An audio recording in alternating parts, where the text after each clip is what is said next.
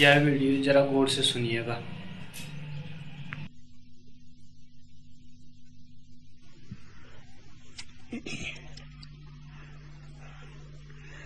नाम बिना भाव परम नहीं छूटे, नाम बिनु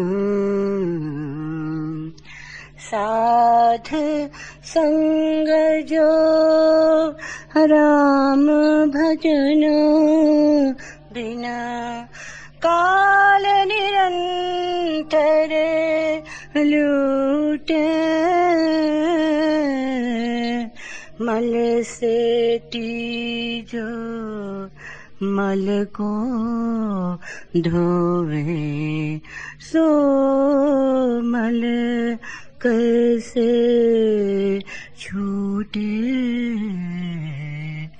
नाम बिना प्रेम का साबुन नाम का पानी, दो मिलता था टूटे,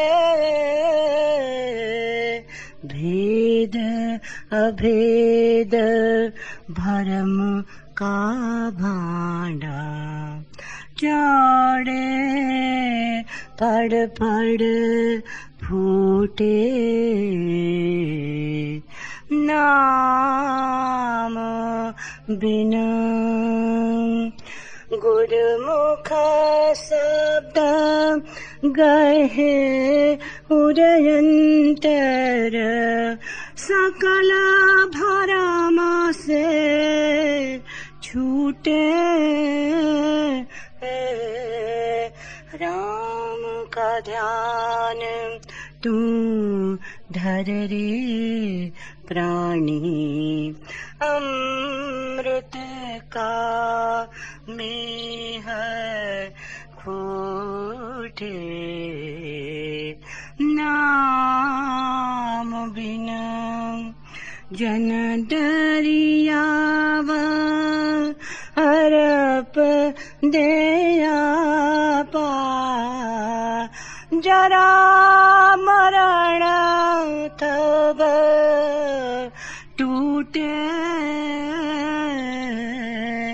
जन दरियाव अरप दया पा, जरा मरण तब टूटे, नाम बिना भाव करम नहीं छूटे, राम नाम नहीं हृदय धरा, जैसा पशुवा तैसा नरा, पशुवा नर उद्यम कर खावे, पशुआ तो जंगल चर आवे,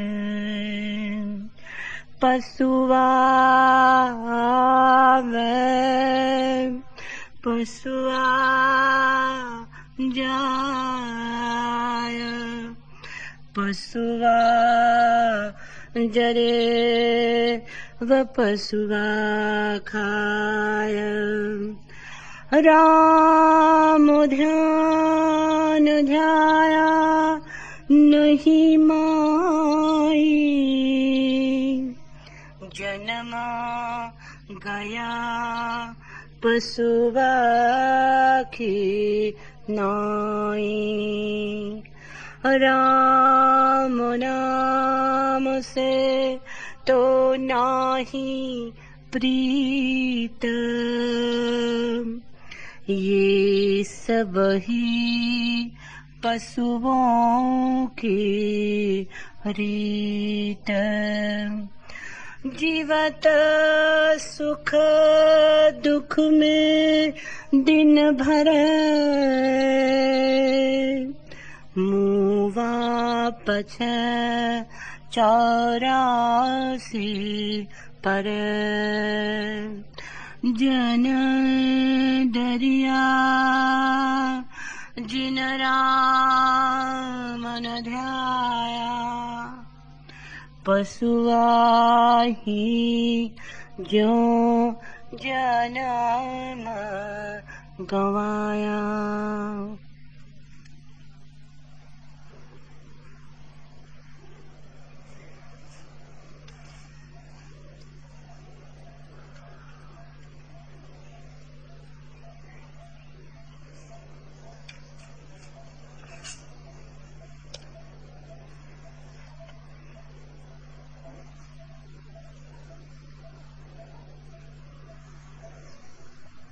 अमी झरत विकसित कमल, अमृत झरता है, निश्चित झरता है। कमल भी खिलते, निश्चित खिलते, पर भूमिका निर्मित करनी जरूरी है। घास पात भी उगता है उसी भूमि में जहां गुलाब के फूल खिलते। दोनों में एक अर्थ में कुछ भेद नहीं, दोनों एक ही भूमि से रस लेते, और दोनों में कितना भेद है फिर भी। एक घास पात ही रह जाता है, एक गुलाब का फूल पृथ्वी का काव्य बन जाता है। अगर गुलाब के फूलों को देखकर परमात्मा का प्रमाण तुम्हें नहीं मिला तो कहीं और न मिल सकेगा। अगर गुलाब को फूल देखकर तुम अचंभित न हुए, चमत्कृत न हुए, अवाक न हुए, ठिठक न गए, मन एक क्षण को निर्विचार न हो गया, तो सब मंदिर मस्जिद व्यर्थ है। मगर एक ही भूमि से घास पात पैदा होता है, उसी भूमि से गुलाब पैदा होते, दोनों में रस एक बहता है, लेकिन रूपांतरण बड़ा भिन्न है। दोनों के बीज होते हैं, दोनों को सूरज चाहिए, दोनों को पानी चाहिए, दोनों को भूमि चाहिए, दोनों की जरूरतें बराबर हैं। फिर भेद कहां पड़ जाता है? भेद माली में है। घास पात को उखाड़ फेंकता है, गुलाबों को संभाल लेता है, जमा लेता है। संसार तो यही है, इसी में कोई बुद्ध हो जाता है और इसी में कोई व्यर्थ जी लेता है। भेद तुम्हारा है, माली को जगाओ। माली सोया पड़ा है और तुम्हारी बगिया में घास पात उग रहा है। जहां फूल होने थे, जहां सुगंध होनी थी, वहां केवल सड़ान है जीवन की। जो ऊर्जा आकाश की तरफ यात्रा करती, वह अंधी खड्डों में, खोहों में भटक रही है। जो ऊर्जा अमृत बनती, वही जहर हो गई है। जो सिंहासन बनती, वही सूली हो गई है। कैसे ये माली जागे? कौन सी पुकार इस माली को उठा देगी?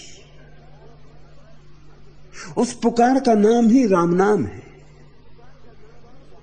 कहो उसे प्रार्थना, कहो उसे ध्यान। बिहड़ विश्व विजन पथ में चल, चरण शिथिल हो गए हमारे। कैसे गाऊं गीत तुम्हारे, घनीभूत पीड़ा का कलरव दूर न मुझसे पल भर रहता। अधरों में नित प्यास जगाकर आंसू घनसा बरसा करता। धूमिल संध्या विरह घोलकर मौन पिलाती आंसू खारे। कैसे गाऊं गीत तुम्हारे। स्वप्न सृजन की स्वप्न सृजन भी कभी न होता, चाहे चंदा मुस्काता हो, सुधी का दीप न जल पाता है, चाहे सलब मचल गाता हो, आशाओं का मौन निमंत्रण पहुंच न पाता सुधी के द्वारे, कैसे गाऊं गीत तुम्हारे। झूठे विश्वासों के बल पर मरु को पार कौन करता है, जीवन राह बिना पहचाने आगे चरण कौन धरता है, थके पाल के पंख सजोकर पहुंचा कोई नहीं किनारे, कैसे गाऊं गीत तुम्हारे। एक ही प्रश्न महत्वपूर्ण है, पूछ लेने जैसा है, रोए रोए में कंपित कर लेने जैसा है, कैसे तुम्हारा गीत गाऊं, कैसे तुम्हें पुकारूं, कैसे तुम मेरे मन मंदिर में विराजमान हो जाओ, कैसे तुम्हारा जागरण, तुम्हारी ऊर्जा, तुम्हारी चेतना मेरा भी जागरण बने, मेरी भी ऊर्जा बने, मेरी भी चेतना बने। मेरे भीतर सोया मालिक, मेरे भीतर सोया मालिक ऐसे जगे कि मेरी बगिया में भी फूल हों, चंपा के हों, चमेली के हों, गुलाब के हों और अंततः कमल के फूल खिले। ये मेरा जीवन कीचड़ ही न रह जाए, ये कीचड़ कमल में रूपांतरित होनी चाहिए और ये कमल में रूपांतरित हो सकती कीमिया कठिन भी नहीं। जरा सी जीवन में समझ की बात है, बेसमझे सब व्यर्थ हो जाता है और जरा सी समझ, बस जरा सी समझ और मिट्टी सोना हो जाती। अमी झरत विकसत कमल, एक थोड़ी सी क्रांति, एक थोड़ी सी चिंगारी,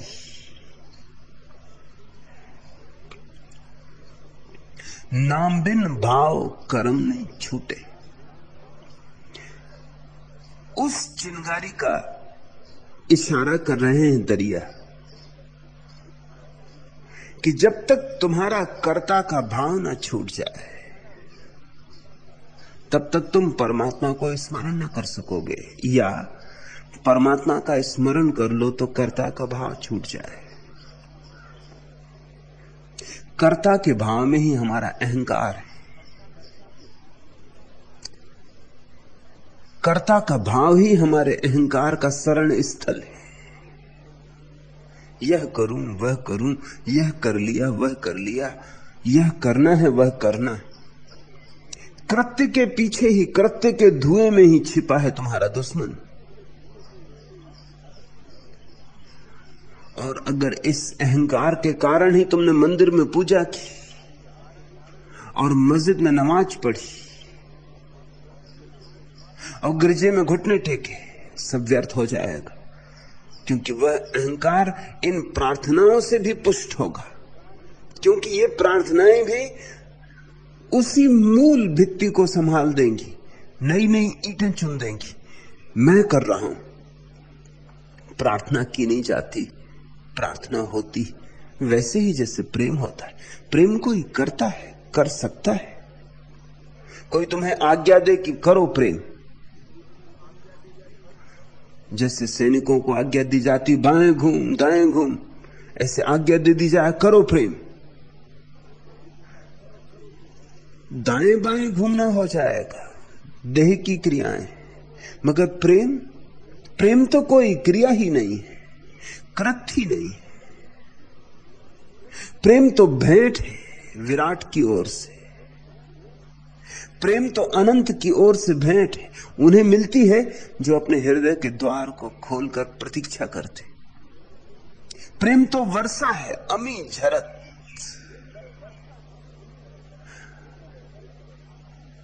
ये तो ऊपर से गिरता, आकाश से, इसलिए इशारा है इस छोटे से सूत्र में। अमी झरत विकसत कमल, दो बातों का इशारा है। एक कि अमृत तो आकाश से झरता है और कमल जमीन पे खिलता है। आकाश से परमात्मा उतरता है और भक्त पृथ्वी पर खिलता है। भक्त के हाथ में नहीं है कि अमृत कैसे झरे, लेकिन भक्त अपने पात्र को तो फैला के बैठ सकता है। भक्त बाधाएं तो दूर कर सकता है, पात्र ढक्कन से ढका रहे, अमृत बरसता रहे, तो भी पात्र खाली रह जाएगा। पात्र उल्टा रखा हो तो भी पात्र खाली रह जाएगा। पात्र फूटा हो तो भरता भरता लगेगा और भर नहीं पाएगा। कि पात्र गंदा हो, जहर से भरा हो, कि अमृत उसमें पड़े भी तो जहर में खो जाए। पात्र को शुद्ध होना चाहिए, जहर से खाली। और ज्ञान पांडित्य जहर है। जितना तुम जानते हो उतने ही बड़े तुम अज्ञानी हो, क्योंकि जानने से भी तुम्हारा अहंकार प्रबल हो रहा है कि मैं जानता हूं। जितने शास्त्र तुम्हारे पात्र में हो उतना ही जहर है।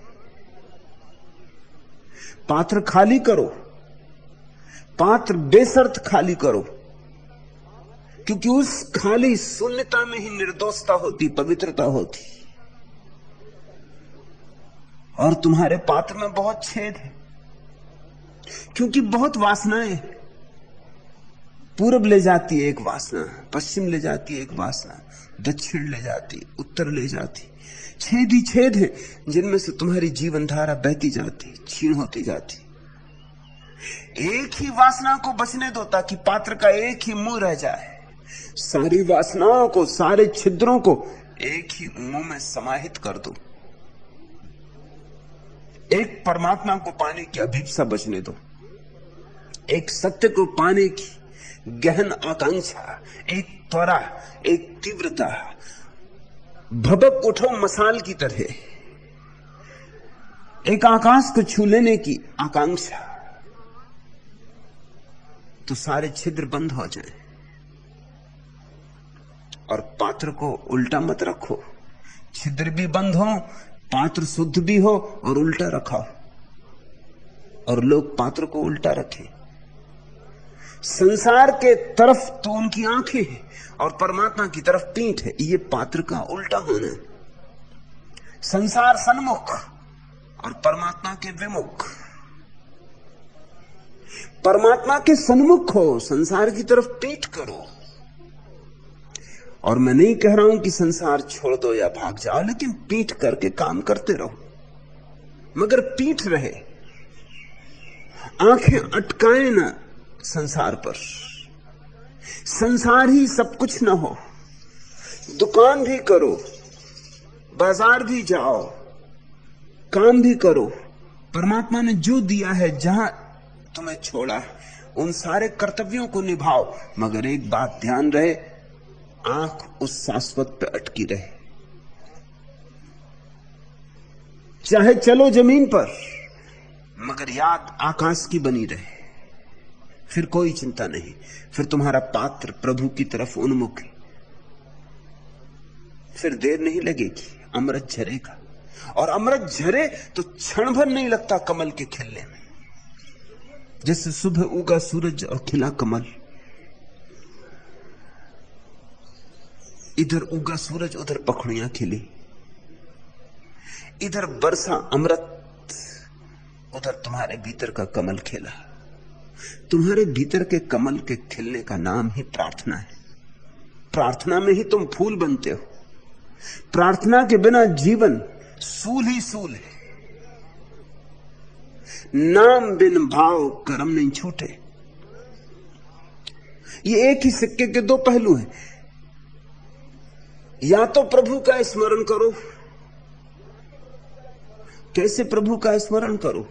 जाए मंदिर में, बजाएं मंदिर की घंटियां, पूजा के थाल सजाएं। बहुत लोग कर रहे, ईश्वर स्मरण नहीं आ रहा है। क्या करें? शास्त्र कंठस्थ करें, तोते बन जाएं। बहुत लोग बन गए, ईश्वर स्मरण नहीं आ रहा है। पंडितों से ईश्वर की जितनी दूरी है उतनी पापियों से भी नहीं। पापी भी अपने किसी गहन पीड़ा के क्षण में परमात्मा को याद करता है। पंडित कभी नहीं करता है। परमात्मा के संबंध में बकवास करता है। परमात्मा के संबंध में दूसरों को समझा देता होगा कि शास्त्र लिखता होगा बड़े बड़े, लेकिन परमात्मा की याद नहीं करता। पापी तो कभी रोता भी है, जार जार रोता भी है, ग्लानि से भी भरता है, पीड़ा भी उठती है, किन्हीं क्षणों में आकाश की तरफ हाथ उठा के कहता भी है कि कैसे मुझे छुटकारा हो, कब मुझे बचाओगे। और इसलिए मैं तुमसे कहता हूं, पापी की प्रार्थनाएं भी पहुंच जाएं, पंडितों की प्रार्थनाएं नहीं पहुंचती, क्योंकि पंडितों की प्रार्थनाएं प्रार्थनाएं ही नहीं होती। हां, पंडित की प्रार्थना शुद्ध होती है, भाषा, व्याकरण, छंद, मात्रा, सब तरह से। और पापी की प्रार्थना तो ऐसी होती जैसे छोटे बच्चे का तुतलाना, न भाषा है, न अभिव्यक्त करने की क्षमता है। पंडित की प्रार्थना बड़ी मुखर होती है, पापी की प्रार्थना मौन होती। तुम पंडित मत बनना, उस तरह से कोई परमात्मा को कभी याद नहीं किया है। और तुम औपचारिक मत बनना, सीख मत लेना कि प्रार्थना कैसे की जाए। ये कोई कवायद नहीं है, न कोई योगाभ्यास है कि सिर के बल खड़े हो गए, कि सर्वांग आसन लगा लिया, कि मयूर आसन लगा लिया। ये कोई शरीर के अभ्यास नहीं है। प्रार्थना तो बड़ा संवेदनशील हृदय अनुभव कर पाता है। तो संवेदना जहां बढ़े उन क्षणों को साधो, संवेदना जहां बढ़े उन क्षणों में डूबो। आकाश तारों से भरा हो और तुम मंदिर में बैठे हो, और उसका सारा मंदिर अपनी सारी शोभा से आकाश को सजाए है, उसका मंडप सजा है तारों से, और तुम आदमी की बनाई हुई दीवालों को देख रहे हो। लेट जाओ पृथ्वी पर, पृथ्वी भी उसकी है। देखो आकाश के तारों को, लीन हो जाओ। दृष्टा और दृश्य कुछ क्षण को एक हो जाए। न वहां कोई तारे हो, न यहां कोई देखने वाला हो। करीब आओ, निकट आओ, और निकट और निकट, इतने समीप कि तारे तुम में डूब जाएं, तुम तारों में डूब जाओ। या कि सुबह उगते सूरज को देखकर, या किसी पक्षी को सांझ आकाश में उड़ते देखकर, या किसी झरने की कलकल आवाज, या सागर में उठती हुई तरंगों का नाद, या किसी मोर का नृत्य, या किसी कोयल की कुहू कुहू। ऐसे तो तुम किसी दिन शायद प्रार्थना को उपलब्ध हो जाओ, अगर तुम इन संवेदनाओं के स्रोतों को उपयोग करो तो। प्रार्थना कवि हृदय में उठती है, कवि बनो। प्रार्थना चाहती है एक कलात्मक जीवन दृष्टि, एक सौंदर्य का बोध। सौंदर्य को परखो तो तुम्हारी आंख किसी दिन परमात्मा को भी परख लेगी, क्योंकि सौंदर्य में परमात्मा की झलक है। सुनो संगीत को और डूबो। मंदिर मस्जिदों में कुछ भी नहीं मिलेगा। इतना विराट अस्तित्व तुम्हें चारों तरफ से घेरे खड़ा है। वृक्ष इतने हरे हैं और तुम इनकी हरियाली में नहीं डुबकी मारते, और फूल इतने सुवासित हैं और तुम इनके पास नाचते भी नहीं कभी। यह अस्तित्व इतना प्यारा है, तुम इस दृश्य अस्तित्व को प्रेम नहीं कर पाते, तुम अदृश्य परमात्मा को कैसे प्रेम कर पाओगे, जो इतना निकट है, इतना समीप है। उससे तुम ऐसे खड़े हो दूर दूर, तो जो दृश्य ही नहीं है उससे तो तुम्हारा कोई नाता कभी ना बनेगा। और मैं तुमसे ये कहना चाहता हूं, अगर तुम दृश्य से नाता बना लो तो इसी में अदृश्य छिपा है। इन्हीं फूलों में कहीं परमात्मा झांकता हुआ मिलेगा, इन्हीं तारों में किसी दिन तुम उसकी रोशनी की झलक पालोगे। इसी उड़ते हुए पक्षी के पंखों में कभी तुम्हें परमात्मा की विराट योजना का अनुभव हो जाएगा। ये सारा अस्तित्व इतने अपूर्व आयोजन में आबद्ध है। यह कोई दुर्घटना नहीं है, यह कोई संयोग भी नहीं है। यहां बड़ा संगीत है, अहिर्निश संगीत का नाद उठ रहा है। उस नाद को सुनो, उस नाद को पहचानो और ख्याल रखना दृश्य से ही शुरू करो। अदृश्य से तो कोई शुरू कर नहीं सकता। जो अदृश्य से शुरू करेगा झूठ होगा उसका प्रारंभ, क्योंकि अदृश्य पर तुम भरोसा ही कर सकते हो, विश्वास कर सकते हो, जाना तो नहीं।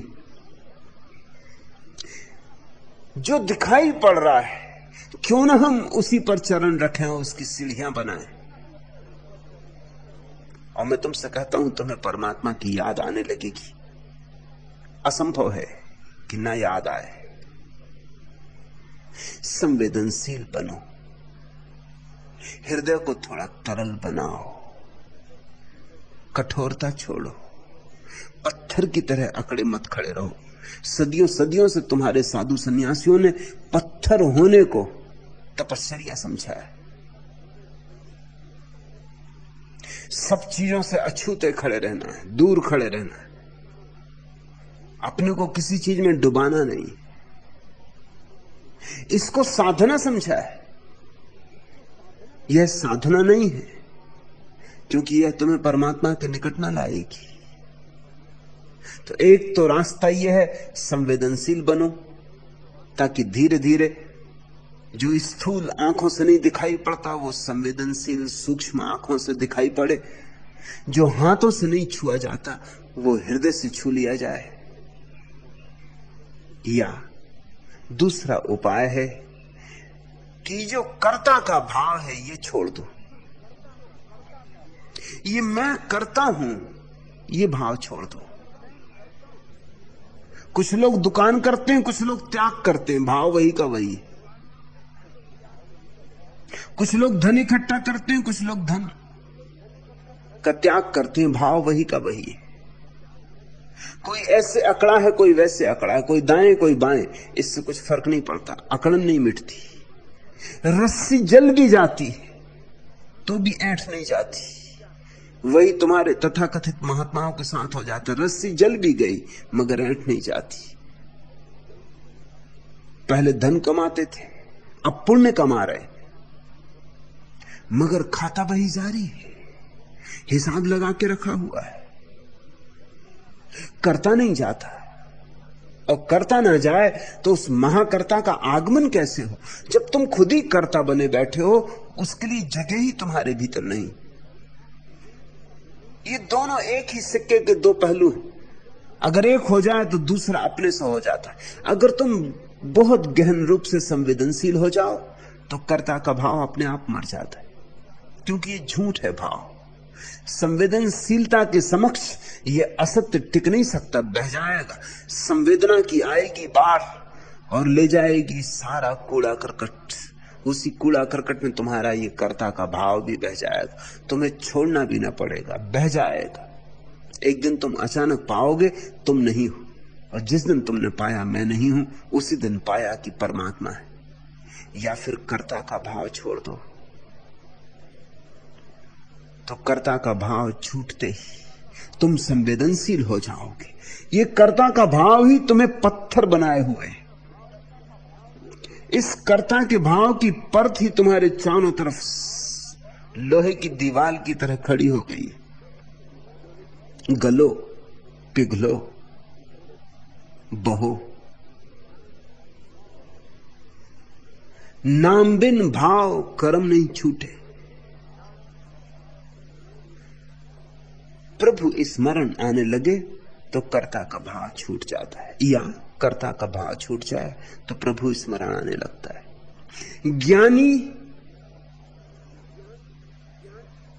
नहीं पाता, तपस्वी नहीं पाता, या तो ध्यानी पाता है या प्रेमी पाता है। और ध्यानी वह है जो पहले कर्ता का भाव छोड़ता है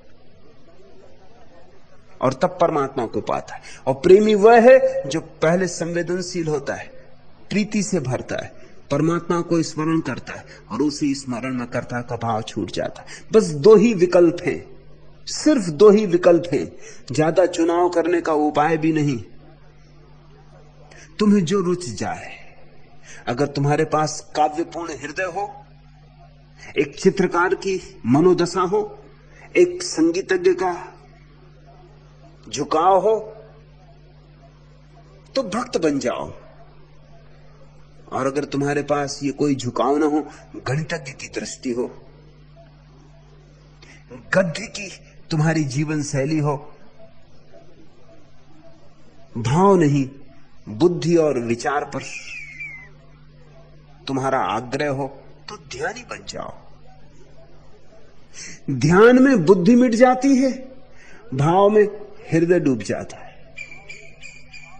कहीं से टूटो, कहीं से द्वार खोलो। तुम्हारे भीतर दो द्वार हैं। एक द्वार है जो ध्यान से खुलता है, वो बुद्धि के द्वार से खुलता है, और एक द्वार है जो प्रेम से खुलता है, वो हृदय से खुलता है। मगर दोनों द्वार एक ही मंदिर में ले आते हैं।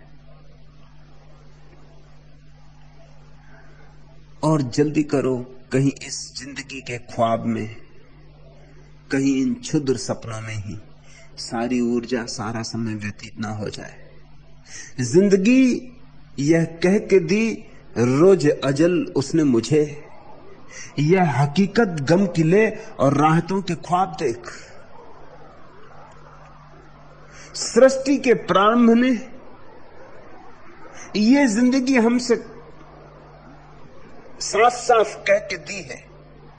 जिंदगी ये कह के दी रोज अजल उसने मुझे, यह हकीकत गम की ले, ये दुख तुझे देता हूं और राहतों के ख्वाब देख, और सपने देता हूं बड़े सुंदर।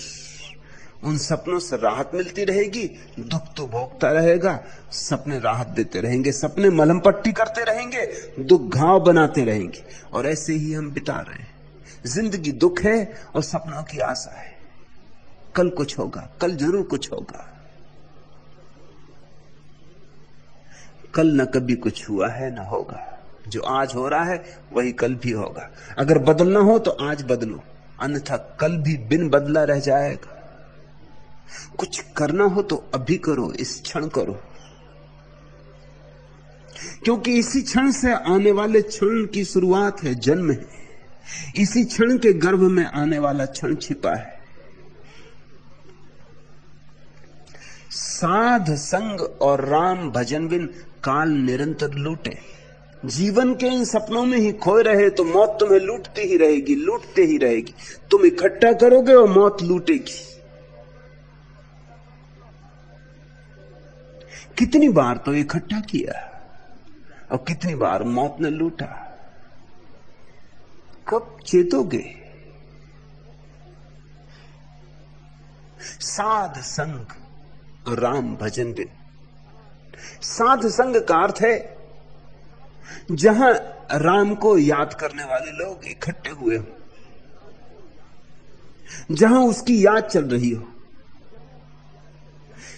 जहां अदृश्य को छूने का अभियान चल रहा हो। साध संग का अर्थ है जिन्होंने कुछ कुछ घूंट पिए हों, जिन्हें थोड़ी मस्ती आ गई हो और आंखों पे लाली छा गई हो, जिन्हें जीवन जितना तुम जानते हो उससे ज्यादा दिखाई देने लगा हो, जिनकी आंख थोड़ी पैनी हो गई हो, जिनकी प्रतिभा में थोड़ी धार आ गई हो, जो थोड़े से जागने लगे हो, करवट लेने लगे हो, सुबह जिनकी करीब हो, नींद टूटने को हो या टूट गई हो, ऐसे लोगों की संगति में बैठो, क्योंकि जागों के पास बैठोगे तो ज्यादा देर सो न पाओगे।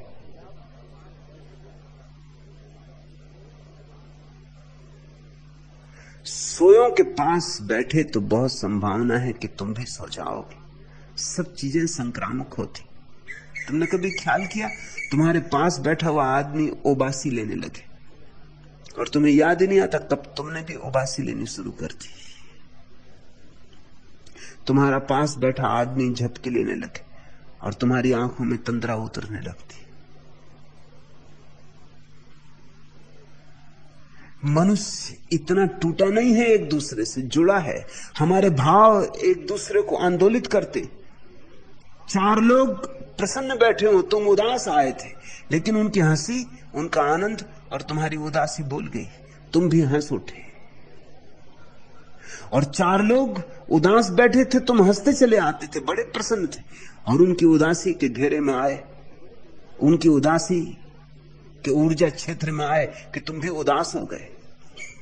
हम अलग थलग नहीं हैं, हम जुड़े जुड़े। हम छोटे छोटे द्वीप नहीं हैं, हम महाद्वीप हैं। हम एक दूसरे को आंदोलित करते, हम एक दूसरे में प्रवेश किए हुए। इसलिए साधुसंग का मूल्य है। जहां जागे लोग बैठे हों, वहां बैठ के सोना मुश्किल हो जाएगा। जहां परमात्मा की याद चल रही हो, वहां तुम भी धीरे धीरे टटोलने लगोगे।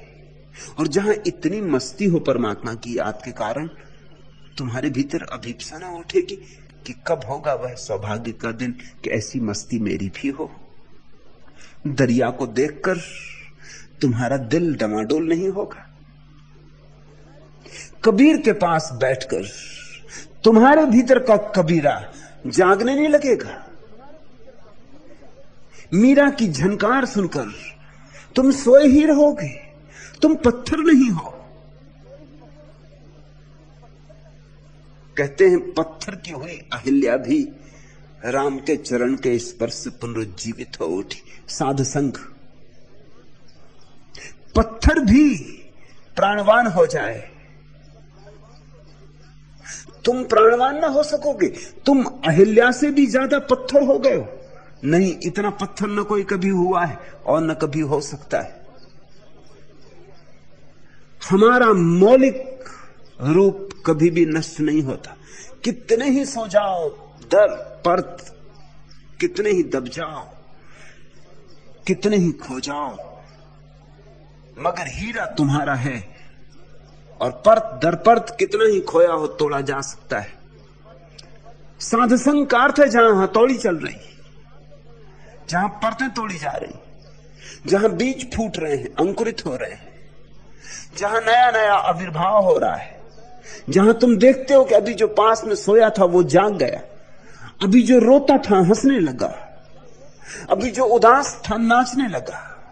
तुम्हारे पैरों में भी ताल बंजने लगेगा, तुम्हारे हाथ भी थपकी देने लगेंगे। प्रीतिकर संगीत को सुनकर तुम्हारे पैर थिरकते हैं या नहीं? प्रीतिकर संगीत को सुनकर तुम ताली बजाने लगते हो या नहीं? प्रीतिकर संगीत को सुनकर तुम डोलने लगते हो या नहीं? बस साधुसंग उस परमात्मा का संगीत है जहां गाया जा रहा हो। वैसे अवसरों को चूकना मत, क्योंकि वही एक संभावना है। पृथ्वी परमात्मा से बहुत खाली हो गई है। अब तो कहीं जहां सत्संग चल रहा हो, जीवंत सत्संग चल रहा हो, उन अवसरों को चूकना मत। लेकिन होता यह है कि लोग मुर्दा तीर्थों पे इकट्ठे होते। कभी वहां सत्संग था, ये बात सच, नहीं तो तीर्थ ही ना बनता। जब मोहम्मद जिंदा थे तो काबा तीर्थ था, अब नहीं, अब सिर्फ पत्थर है।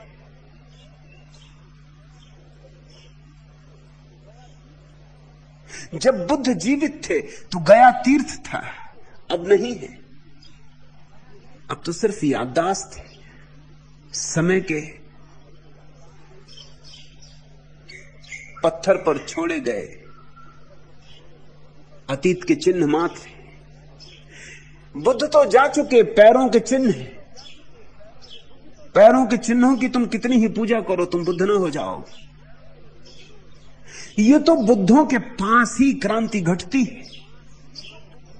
लेकिन मनुष्य का दुर्भाग्य ऐसा है कि जब तक उसे खबर मिलती, तब तक बुद्ध विदा हो जाते। जब तक वो अपने को राजी कर पाता, तब तक बुद्ध विदा हो जाते। जब तक वो आता है, टालता है, फिर कभी आता है, तब तक तीर्थ तो रह जाता है। लेकिन तीर्थंकर जा चुका होता है। फिर पत्थर पूजे जाते हैं, फिर सदियों तक पत्थर पूजे जाते हैं। साध संग, पत्थर की मूर्तियों से साथ करने से कुछ भी ना होगा। और ध्यान रखना, परमात्मा महाकरुणावान है। ऐसा कभी भी नहीं होता पृथ्वी पर कि दो चार दिए न जलते हो। ऐसा कभी नहीं होता कि कहीं ना कहीं तीर्थ न जन्मता हो।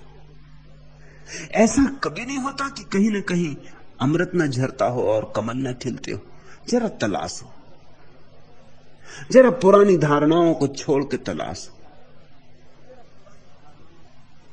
मिल जाएगा तुम्हें तीर्थ।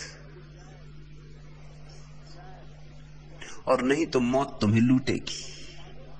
या तो साधुओं के साथ अपने को लुटा दो, नहीं तो मौत तुम्हें लूटेगी। और साधुओं के साथ लुटने में तो एक मजा है, क्योंकि जो लुटता है वो कूड़ा कचरा है और जो मिलता है वो हीरे जवाहरात है।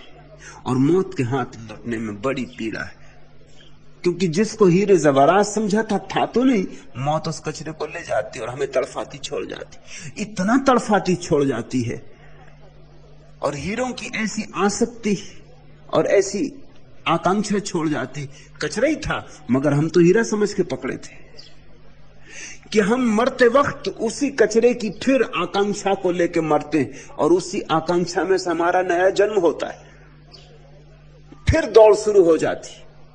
तुमने एक बात ख्याल की, मनोवैज्ञानिक कहते हैं कि रात्रि जब तुम सोते हो तो तुम्हारा जो आखिरी, बिल्कुल आखिरी ख्याल होता है, वही सुबह उठते वक्त तुम्हारा पहला ख्याल होगा। नहीं सोचा हो तो प्रयोग करके देखना, इसमें तो किसी मनोवैज्ञानिक से पूछने जाने की जरूरत नहीं। रात बिल्कुल आखिरी जब नींद आने ही लगी आ ही गई, तब तुम्हारा जो आखिरी ख्याल हो जरा उसको ख्याल में रख लेना। और सुबह नींद टूटी बस टूट ही रही, होश आया कि नींद टूट गई, तत्क्षण देखना, तुम चकित होकर हैरान हो जाओगे। जो आखिरी ख्याल था रात, वही पहला ख्याल होता है सुबह। यही जिंदगी का भी राज है। मरते वक्त जो आखिरी ख्याल होता है वो गर्भ में जाते वक्त पहला ख्याल हो जाता, क्योंकि मौत भी एक लंबी नींद है। अगर तुम धन की वासना में मरे तो बस पैदा होते से ही धन की वासना तुम्हें फिर पकड़ लेगी। इसलिए तो बच्चों में इतना भेद है। कोई छोटा बच्चा ही संगीत में ऐसा कुशल हो जाता है कि भरोसा नहीं आता। बीथोवन के संबंध में कहा जाता, जब वो 7 साल का था तो उसने अपने देश के बड़े बड़े संगीत महारथियों को पानी पिला दिया। 7 ही साल का था। तो हम कहते हैं प्रतिभाएं ऐसे लोगों को, लेकिन 7 साल के बच्चे में यह प्रतिभा आकस्मिक नहीं, क्योंकि ना बाप संगीतज्ञ थे, ना मां संगीतज्ञ थी, ना घर का वातावरण संगीत का था। सच तो यह है, बाप भी खिलाफ था, मां भी खिलाफ थी, परिवार भी खिलाफ था कि क्या दिन रात मचा रखा, पढ़ना लिखना है कि नहीं, होमवर्क करना है कि नहीं। और बीथोवन है कि लगा है अपनी धुन में। 7 वर्ष की उम्र में ऐसा अनूठी प्रतिभा, वैज्ञानिकों के पास और सुलझाने समझाने का उपाय भी नहीं, लेकिन हमारे पास उपाय है। ये मर्द क्षण संगीत को ही पकड़ के मरा होगा। शायद मरते वक्त भी इसके हाथ में वाद्य रहा होगा, शायद मर जाने के बाद ही इसके हाथ से वाद्य छीना गया हो। कोई बच्चे जन्म से ही गणितज्ञ हो जाते, कोई बच्चे जन्म से ही चोर हो जाते, जिनके घर में सब कुछ, जिन्हें चोरी की कोई जरूरत नहीं।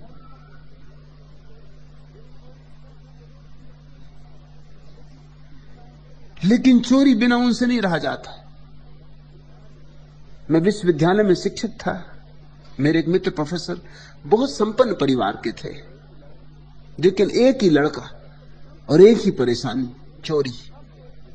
सब है, जो चाहिए उसे देने को राजी है। लड़के के लिए कार लेके दी है, लड़के को कमरा अलग दिया हुआ है, लड़के की सारी सुविधाएं पूरी की, और चुराए क्या वो छोटी मोटी चीजें, किसी का बटन ही चुरा ले। अगर तुम्हारा कोट टंगा, बटन ही तोड़ ले। किसी के घर भोजन करने जाए, चम्मच ही खीसे में सरका ले।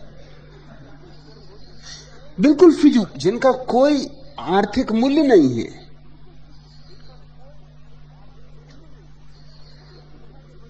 समझा समझा के परेशान हो गए, वो माने ही नहीं।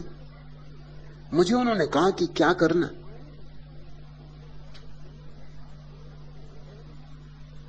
ऐसे लोगों से मेरी दोस्ती बड़े जल्दी बन जाती।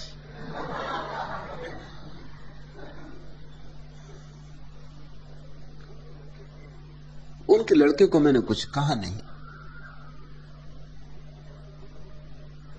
लेकिन उससे मैत्री बनाई। वो किसी से कहना तो चाहता ही था, क्योंकि उसके लिए ये चोरी नहीं थी। दुनिया इसे चोरी समझती हो। वो इसमें रस लेता था। वो कहता था आज फलाने को धोखा दिया, आज उसको रास्ते पे लगा दिया। जब मुझसे उसकी दोस्ती होगी तो मुझे आके सुनाने लगा कि बड़े बुद्धिमान बने। आज वाइस चांसलर के अगर भोजन करने गया था, मार दी चम्मच। बैठे रहे बड़ू सामने, समझ ना पाए, नजर रखे हुए थे क्योंकि सबको पता है, मगर आखिर मैं भी अपने काम में कुशल हूं। मैंने कहा कभी तू अपनी चीजें तो दिखा, तूने कहां सब छिपा रखी? उसने कहा मैंने एक अलमारी में सब बंद कर रखी, आप आए। और मैं इतिहास के उसकी अलमारी देखने जैसी थी। छोटी छोटी चीजें, बटन, चम्मच, माचिस, सिगरेट की डिब्बी, खाली डिब्बी। सबके नीचे उसने लिख रखा था, प्रोफेसर का लड़का था, कि फला फला प्रोफेसर को फला फला दिन धोखा दिया, इस तारीख को इस समय उनकी जेब से ये डिब्बी मार थी। उसने उनको सजा कर रखा था। उसने बड़े गौरव से मुझे दिखाया।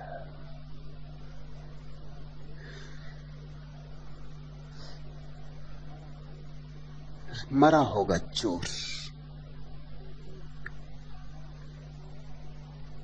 चोरी के भाव में ही दबा दबा मरा होगा। वह भाव सांस चला आया, देह तो छूट जाती, चित्त सांस चला आता है।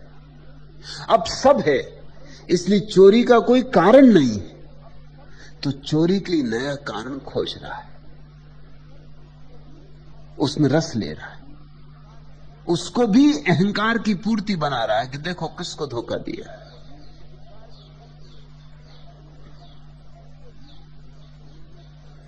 मैंने सुना है एक पादरी ने, एक दयावान पादरी ने, रात की सर्दी में एक आदमी को जेल खाने से निकलते देखा। वो अपनी कार से निकल ही रहा था, कोई जेल खाने से कैदी छोड़ा गया तो उसे बड़ी दया आ गई। उसने गाड़ी रोकी और उसको कहा कि तुम्हें कहां जाना है, अब इतनी रात तुम कहां रास्ता खोजोगे, कितने दिन जेल में रहा? उसने कहा मैं कोई 12 साल जेल में था। किस लिए जेल गए? चोरी के कारण जेल गया। बिठाया उसने अपने पास, कहा तुम्हारे घर छोड़ देता हूं, कहा तुम्हारा घर है, तुम्हें ले चलता हूं।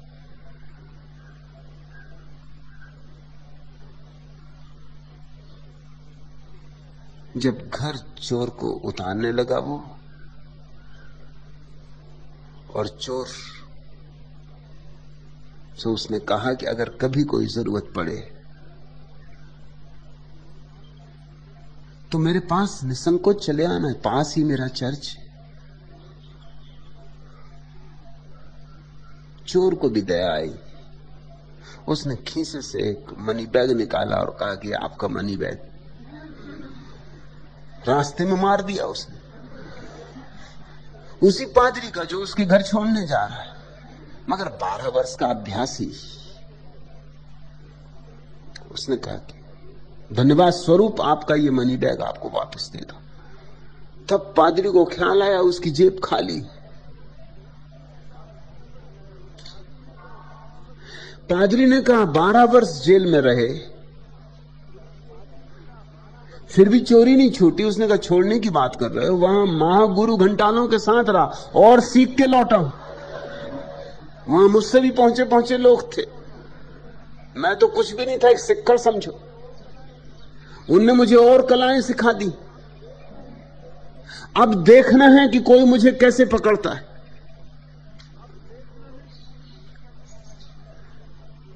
मनुष्य का चित्त अद्भुत है, दंड से भी कुछ अंतर नहीं पड़ते। मैं नहीं सोचता कि नरकों से जो लोग लौटते होंगे, अगर कहीं कोई नरक है और दंड पा के लौटते होंगे तो कुछ सुधर के लौटते होंगे। किसी पुराण में ऐसा उल्लेख तो नहीं कि नरक से कोई लौटा और सुधर के लौटा। नरक से लौटता होगा तो और महाशैतान होकर लौटता होगा, क्योंकि नरक में तो एक से एक सदगुरु, एक से एक पहुंचे हुए पुरुष उपलब्ध होते होंगे जो उसकी भूल चूक बता देते होंगे कि कहां कहां तू भूल चूक कर रहा था, क्यों पकड़ा गया, अब दोबारा नहीं पकड़ाएगा। पादरी को तो छोड़ दो, नरक के चोर को अगर परमात्मा भी मिल जाए तो वो जेब काट ले। इस सिफत से काटे को उसको भी पता न चले।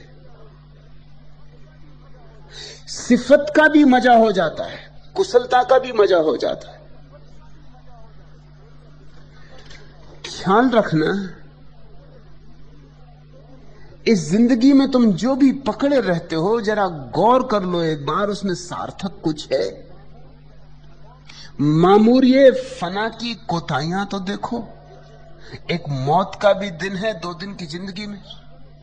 और जरा ये भी तो गौर करो, असार संसार की संकीर्णता तो देखो, मामूरिये फना की कोताहियां तो देखो। इस असार संसार की कंजूसी पे भी ख्याल करो। एक मौत का भी दिन है 2 दिन की जिंदगी में। 2 दिन की तो जिंदगी है कुल, उसमें एक मौत का दिन भी तय, और बाकी एक दिन तुम व्यर्थ में गंवा दोगे। राम भजन कब होगा, साध संगत कब होगी?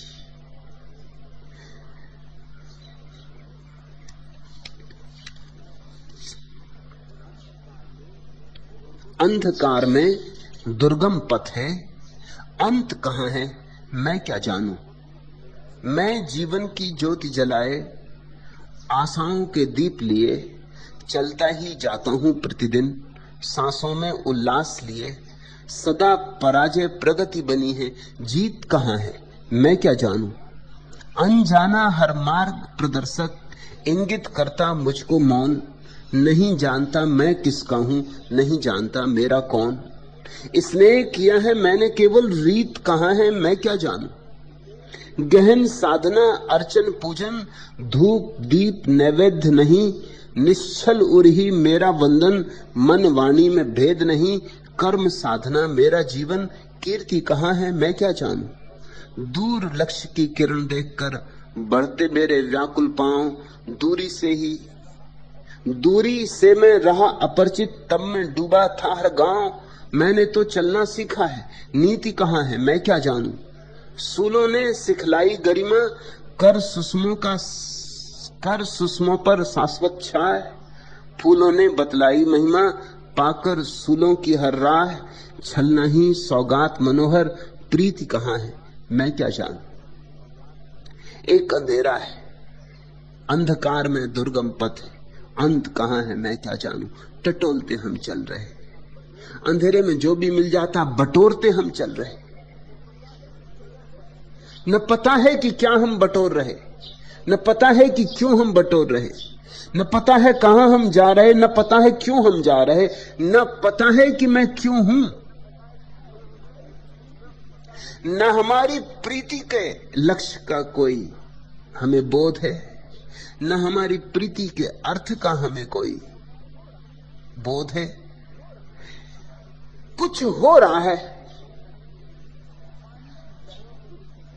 पानी की लहरों पर जैसे लकड़ी का टुकड़ा तिर रहा हो, ऐसे हम तिर रहे हैं। न कोई दिशा है, न कोई गंतव्य है।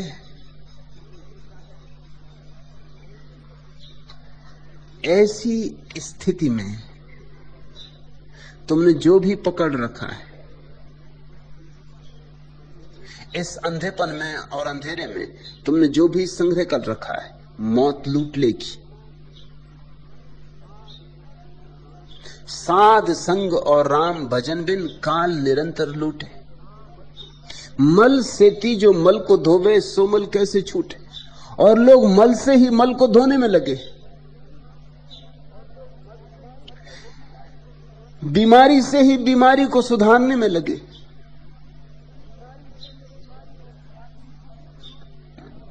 तुम सोचते हो कि धन कम है इसलिए परेशान हो रहे, थोड़ा और ज्यादा हो जाए तो ठीक हो जाएगा।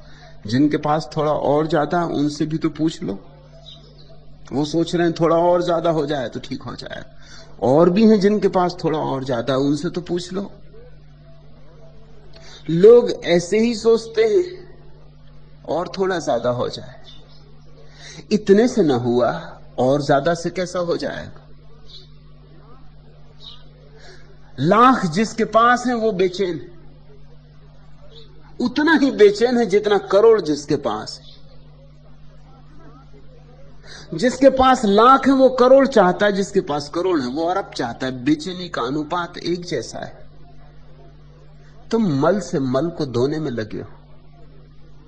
मल सेती जो मल को धोवे सो मल कैसे छूटे। प्रेम का साबुन नाम का पानी दो मिल तांता टूटे। दो चीजें जमा लो तो ये तांता टूट जाए, ये 84 का तांता टूट जाए, ये भटकाव मिटे। प्रेम का साबुन नाम का पानी। दरिया तो सीधे साधे आदमी हैं तो गांव के प्रतीकों में बोल रहे हैं, मगर प्रतीक प्यारे हैं और सार्थक हैं, उद्बोधक हैं। प्रेम का साबुन नाम का पानी।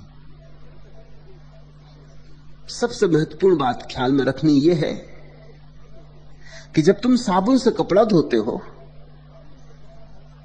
तो सिर्फ साबुन से कपड़ा धोने से कुछ नहीं होगा, फिर साबुन को भी पानी से धोना पड़ेगा।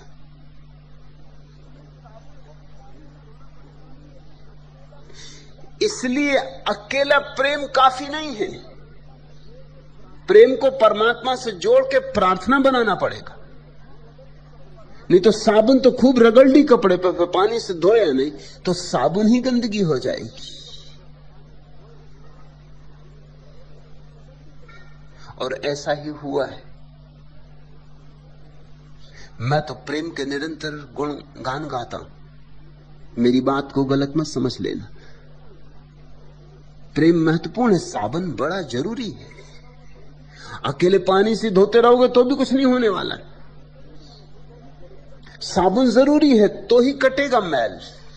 लेकिन जब साबुन मैल काट दे तो मैल को भी धो डालना है और साबुन को भी धो डालना है। दुनिया में दो तरह के लोग हैं।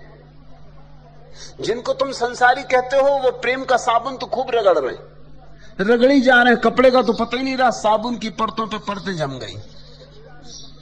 और जिनको तुम सन्यासी समझते रहो, अब तक पुराने ढप के सन्यासी, साबुन तो छूते ही नहीं। साबुन की तो दुकान देख से ही एकदम भागते। साबुन नहीं, वो पानी से ही रगड़ रहे हैं। अकेले पानी से जन्मों जन्मों की जमी हुई कीचड़ और जन्मों जन्मों का जमा हुआ मैल कटने वाला नहीं। इसलिए दुनिया में धर्म पैदा नहीं हो पाया। आधे आधे लोग हैं। कुछ लोग साबुन रगड़ रहे हैं, उनसे साबुन ही साबुन की बास आती, मगर कोई स्वच्छता नहीं मालूम होती। और एक तरफ लोग पानी से ही धो रहे हैं, साबुन की तो बास नहीं आती, मगर अकेले पानी धोने से जमा हुआ जन्मों जन्मों का जमा हुआ मैल कटता नहीं। मेरा सन्यासी दोनों का उपयोग करे, ये मेरी आकांक्षा है। प्रेम के साबुन से धो जीवन को,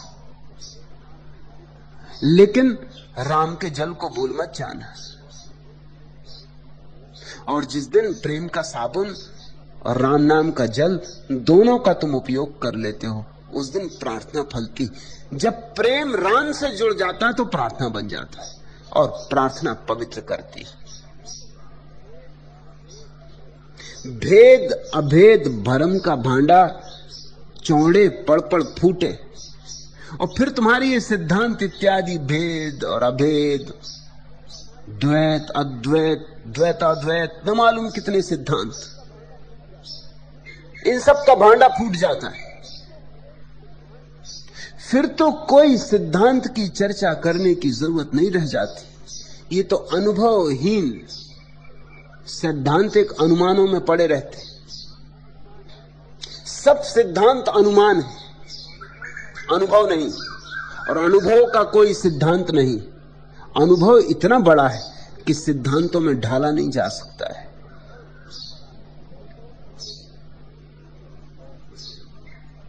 खुशी के सैकड़ों खाके बनाए अहले दुनिया ने, मगर जब खद्दो खाल उभरे वही तस्वीर गम आई। आदमी ने बड़ी तस्वीरें बनाई, सैकड़ों खाके और नक्शे बनाए, आनंद कैसा होना चाहिए, परमात्मा कैसा है, आत्मा कैसी है, मोक्ष कैसा है। मगर जब भी तुम जरा कुरेद के देखोगे तो तुम पाओगे वहां कुछ भी नहीं है। खुशी के सैकड़ों खाके बनाए अहले दुनिया ने, मगर जब खद्दो खाल उभरे वही तस्वीरें गम आई। हर चीज के पीछे तुम आदमी के दुख को छिपा हुआ पाओगे। जरा कुरेदो, चमड़ी के बराबर भी मोटाई नहीं है तुम्हारे सिद्धांतों की, जरा कुरेदो और खून झलक आएगा, दुख का खून बहने लगेगा। आदमी दुखी है और दुख को बचाने के लिए न मालूम कैसे कैसे सिद्धांतों का आवरण लेता है। लोग दुख के कारण परमात्मा को मानते हैं, नरक को मानते हैं, स्वर्ग को मानते हैं, पाप पुण्य को मानते हैं, जन्म पुनर्जन्म को मानते हैं। दुख के कारण सुख में सब भूल जाते। तुम जरा सोचो, तुम्हारी जिंदगी में कोई दुख ना हो, तुम परमात्मा को याद करोगे। मौत भी छीन ली जाए तुमसे, तुम परमात्मा को याद करोगे। किस लिए याद करोगे? क्यों याद करोगे? अब वैज्ञानिक कहते हैं कि जल्दी ऐसी घड़ी आ जाएगी कि आदमी के शरीर को मरने की जरूरत न रहेगी, क्योंकि आदमी के शरीर के अलग अलग हिस्से प्लास्टिक के बनाए जा सकते हैं। और जब एक हिस्सा खराब हो जाए, तुम्हारा फेफड़ा खराब हो गया, उसको निकाल के प्लास्टिक का बिठा दिया, चले गए गैरेज में, चढ़ा दिए गए मशीनों पर, लगा दिया प्लास्टिक का। अब प्लास्टिक का फेफड़ा कभी खराब नहीं होगा। धीरे धीरे यह हालत हो जाएगी कि सभी प्लास्टिक का हो जाएगा, क्योंकि प्लास्टिक की एक खूबी है कि खराब नहीं होता। और फिर बदला जा सकता है आसानी से और सस्ता है। अगर तुम्हारी जिंदगी ऐसी प्लास्टिक की जिंदगी हो गई, चाहे तुम हजारों साल रहो और तुम्हारी जिंदगी में कोई दुख भी नहीं होगा। अगर हृदय तक प्लास्टिक का होगा तो पीड़ा कहां, दुख कहां? तुम एक सुंदर मशीन हो जाओगे। फिर परमात्मा की याद कोई करेगा? फिर कोई पूजा करेगा? फिर कोई जरूरत ना रह जाएगी। लेकिन वो दिन कोई सौभाग्य का दिन ना होगा। अभी आदमी पशु है, तब आदमी पशु से भी नीचे गिर जाएगा, मशीन हो जाएगा। उठना है पशु से ऊपर। विज्ञान मनुष्य को पशु से नीचे गिराए दे रहा है। धर्म की अभीप्सा है मनुष्य को पशु के ऊपर उठाने की। आगे के सूत्र इसी की बात कर रहे हैं। भेद अभेद भरम का भांडा चौड़े पड़ पड़ फूटे। खुले मैदान में सब भेद अभेद गिर जाएंगे, न कोई हिंदू रहेगा न कोई मुसलमान रहेगा। जरा प्रेम का साबुन घिसो और जरा राम के जल से उसे धो। नींद भर हम सो न पाए जिंदगी भर में, इस फिक्र में दाग न लग जाए चादर में। इस कदर कमरा सजाया है उसूलों से, पांव फैलाना मना अब हो गया घर में। हाथ अपना, कलम अपनी, किस्मतें अपनी, लिख लिया जैसा बना हमने मुकद्दर में। खुद सजाई हैं अदब की महफिलें हमने, जोश की बातें जहां होती दबे स्वर में। खोलकर कुछ कह न पाने का नतीजा है, आग पानी से निकलती है समंदर में। इस कदर कमरा सजाया है उसूलों से, पांव फैलाना मना अब हो गया घर में। और नींद भर हम सो न पाए जिंदगी भर में, इस फिक्र में दाग न लग जाए चादर में। लोग सिद्धांतों को संभाल रहे हैं, जिंदगी को नहीं।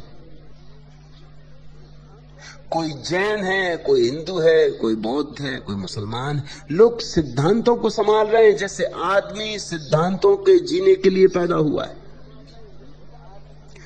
नहीं नहीं, ठीक बात उल्टी है। सब सिद्धांत तुम्हारे काम के लिए, तुम किसी सिद्धांत के लिए नहीं हो। सब शास्त्र साधन है, तुम साध्य हो। चंडीदास का एक अद्भुत फकीर का और कवि का ये वचन प्रीतिकर है।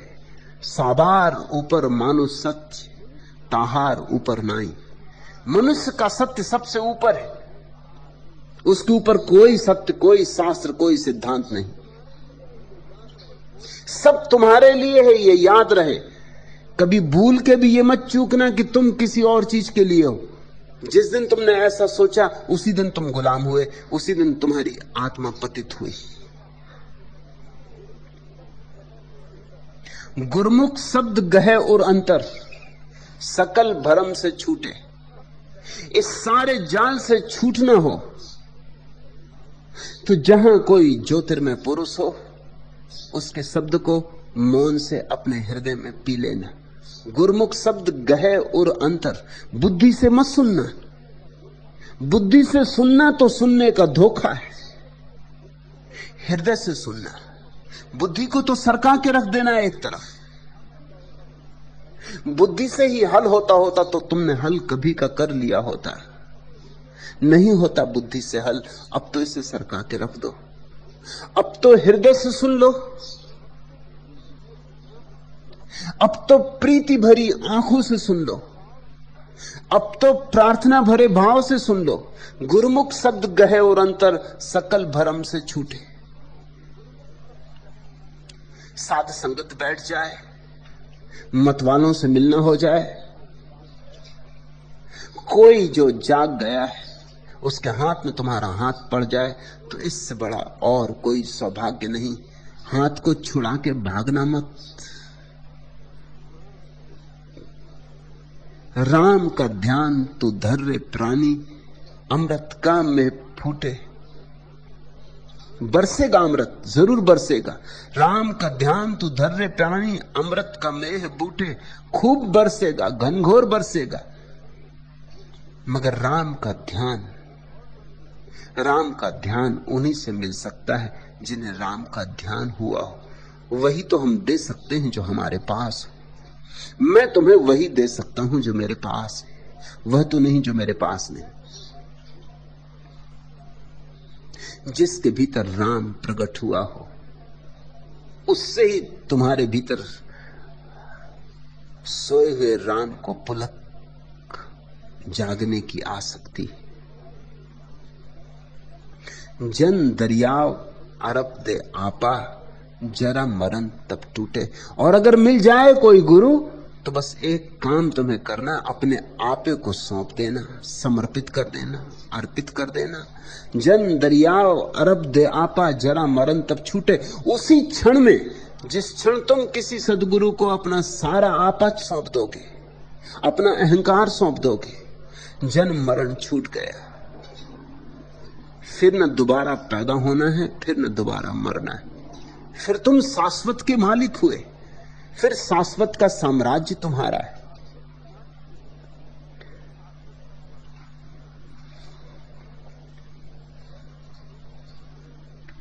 जब नैनों में बदली छाई, गीतों में सावन घिराया।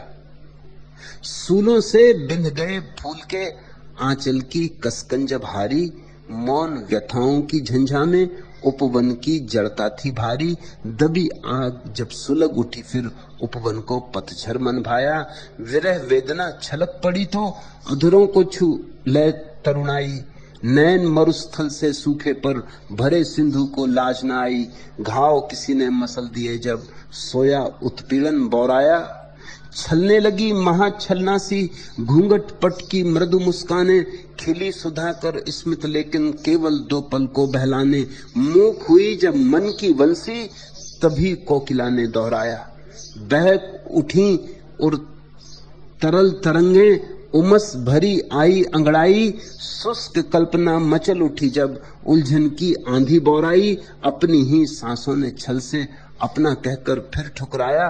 छूट गए हाथों के बंधन, मेहंदी सूखी नहीं सुखाए। चाहे तो लुट गई अजाने, मांग रही सिंदूर सजाए। दूर बजी जब भी सहनाई, दर्पण ने फिर पास बुलाया। मूक हुई जब मन की बंसी तभी कोकिला ने दोहराया। कोकिल तो गा रही है मगर तुम्हारे मन का शोरगुल इतना है कि सुनाई नहीं पड़ता। तुम जरा चुप हो जाओ, शांत हो जाओ, मौन हो जाओ और कोकिल की आवाज तुम्हें भर दे। सदगुरु तो बोलते रहे हैं, बोलते रहेंगे, मगर तुम चुप हो जाओ जरा। तुम चुप होके सुन लो जरा। दूर बजी जब भी सहनाई, दर्पण ने फिर पास बुलाया। सहनाई तो बजती रही, ऐसा कभी नहीं हुआ कि पृथ्वी पर कहीं न कहीं कोई दिया ना जलाओ, कोई कमल ना खिलाओ। इसलिए जिनके मन में सच में ही खोज है वे पा ही लेते। वे अनंत अनंत यात्रा करके पा लेते। वे दूर दूर देशों से यात्रा करके पा लेते। खोज है तो सरोवर मिलके रहेगा, क्योंकि इस जगत का एक आत्यंतिक नियम है कि प्यास के पहले ही जल बना दिया जाता है। तुम देखते हो अभी अभी चारों तरफ बगीचे में चिड़ियों ने घोंसले बनाने शुरू कर दी। दिन करीब आ रहे हैं, अभी चिड़ियों को कुछ पता नहीं, लेकिन दिन करीब आ रहे हैं जब अंडे होंगे, जब बच्चे होंगे। घोंसले बनने शुरू हो गए, अभी बच्चों का आगमन नहीं हुआ है। अभी चिड़ियों को कुछ पता भी नहीं कि क्या होने वाला है, मगर घोंसले बनने शुरू हो गए। ऐसा ही है जगत का आत्यंतिक नियम। तुम्हारे भीतर प्यास है, उसके पहले जल निर्मित है। बस तुम अपनी प्यास को जगा लो। सरोवर कहीं पास ही पालोगे। अगर गहन प्यास होगी तो सरोवर खुद तुम्हें खोजता हुआ चला आएगा। अगर प्रगाढ़ होगी प्यास तो जलधार तुम्हें खोज लेगी। राम नाम नहीं हृदय धरा, जैसा पशुआ तैसा नरा। दरिया कहते हैं अगर राम नाम हृदय में नहीं है तो पशु में और मनुष्य में फिर कोई भेद नहीं। बहुत भेद किए गए, बहुत सी परिभाषाएं की गई। अरस्तु ने परिभाषा की है कि मनुष्य बुद्धिमान प्राणी, भेद है बुद्धि का। वह परिभाषा अब गलत हो गई, क्योंकि वैज्ञानिकों ने बहुत खोज की है और पाया कि पशुओं में भी बुद्धि है। पशुओं की तो बात छोड़ दो, पौधों में भी बुद्धि। और अगर कोई अंतर है तो मात्रा का है, गुण का नहीं। और मात्रा का अंतर कोई अंतर होता है कि किसी में पाव भर है और किसी में 1.5 पाव है। मात्रा का अंतर कोई अंतर नहीं होता। और अभी तो बड़े संदेह पैदा कर दिए हैं एक वैज्ञानिक ने, जॉन लिली ने, डोल्फिन नाम की मछलियों पर वर्षों तक काम किया है और उसका कहना है कि डोल्फिन के पास मनुष्य से ज्यादा बड़ा मस्तिष्क है। कई अर्थों में बात सही है। मनुष्य के पास सबसे ज्यादा बड़ा मस्तिष्क है पशुओं में। हाथी बहुत बड़ा है लेकिन उसके पास भी मस्तिष्क इतना बड़ा नहीं, देह ही बड़ी। मगर डॉल्फिन के पास मनुष्य से ज्यादा बड़ा मस्तिष्क है। जॉन लिली की खोजें ये कहती हैं कि इस बात की संभावना है कि कुछ बातें डॉल्फिन को पता है जो हमको पता नहीं, जो हमको पता हो ही नहीं सकती, क्योंकि उसके पास बहुत बड़ा मस्तिष्क है। अभी तो ये परिकल्पना है, मगर मस्तिष्क का बड़ा होना तो प्रमाणिक है। और अगर बड़े मस्तिष्क से कुछ तय होता है तो हो सकता है डॉल्फिन को कुछ बातें पता हो जो हमें पता नहीं। डॉल्फिन अकेली मछली है जो हंसती है, और डॉल्फिन अकेली मछली है जिसको भाषा सिखाई जा सकती, जिससे संकेतों में बातचीत की जा सकती।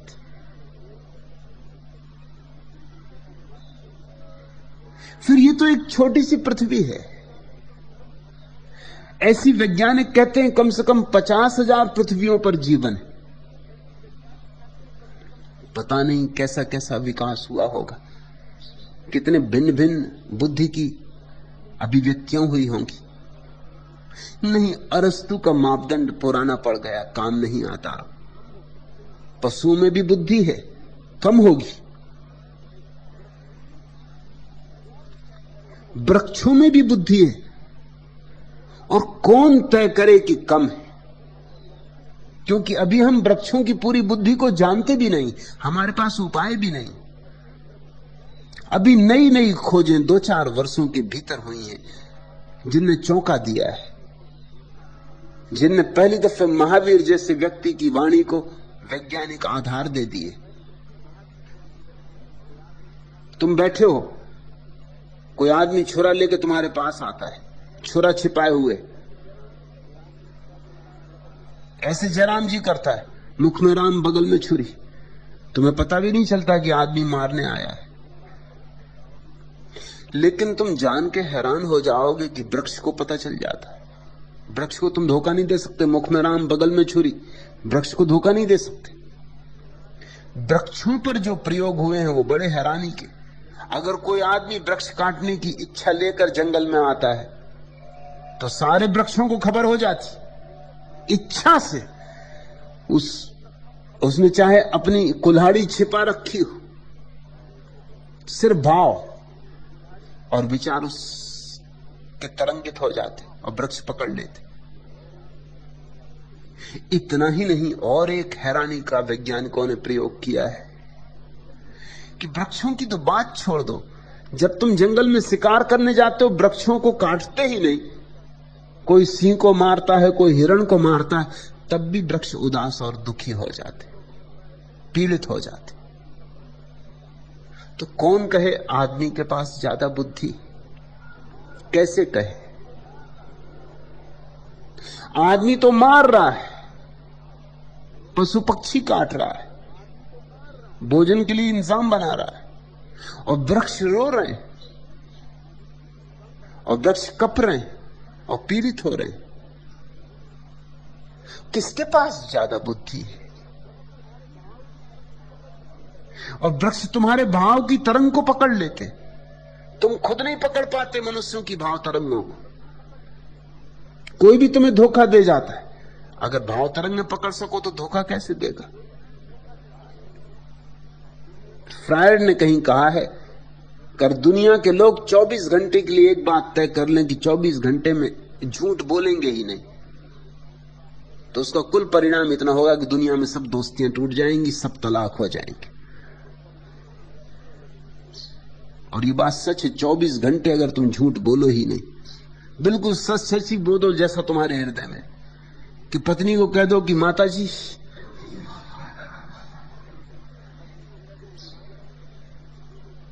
तुम्हें देख के मुझे भय लगता है,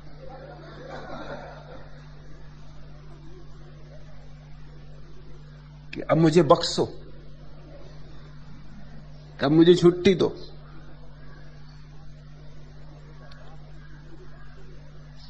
कि बेटा बाप से कह दे कि अब नाहक क्यों जिए जा रहे हो, किस काम के हो?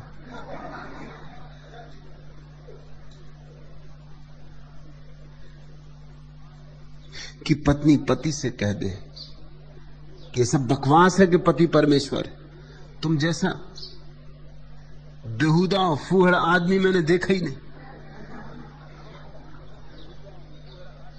लंपट हो तुम, परमात्मा नहीं। उचक्के हो। अगर हर व्यक्ति हर एक से वही कह दे जो उसके भाव में, तो ये बात सच मालूम पड़ती है कि शायद ही कोई दोस्ती टिके। मुल्ला नसरुद्दीन एक दिन मुझसे कह रहा था, मैंने कहा बहुत दिन से तुम्हारे दोस्त फरीद दिखाई नहीं पड़ते। उसने कहा 9 साल हो गए, बोलचाल बंद है। हुआ क्या?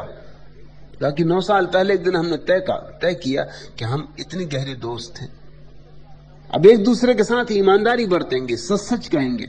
बस उसी दिन से बोलचाल जो बंद हुआ है। 9 साल हो गए, हम शकल नहीं देखते दूसरे की। उसने भी सच बोल दिया, मैंने भी सच बोल दिया। यहां सारा जगत झूठ पे चल रहा है। झूठ पर दोस्ती है, झूठ पर विवाह है, झूठ पर प्रेम है, झूठ पर सारे संबंध है, सब झूठ का फैलाव है।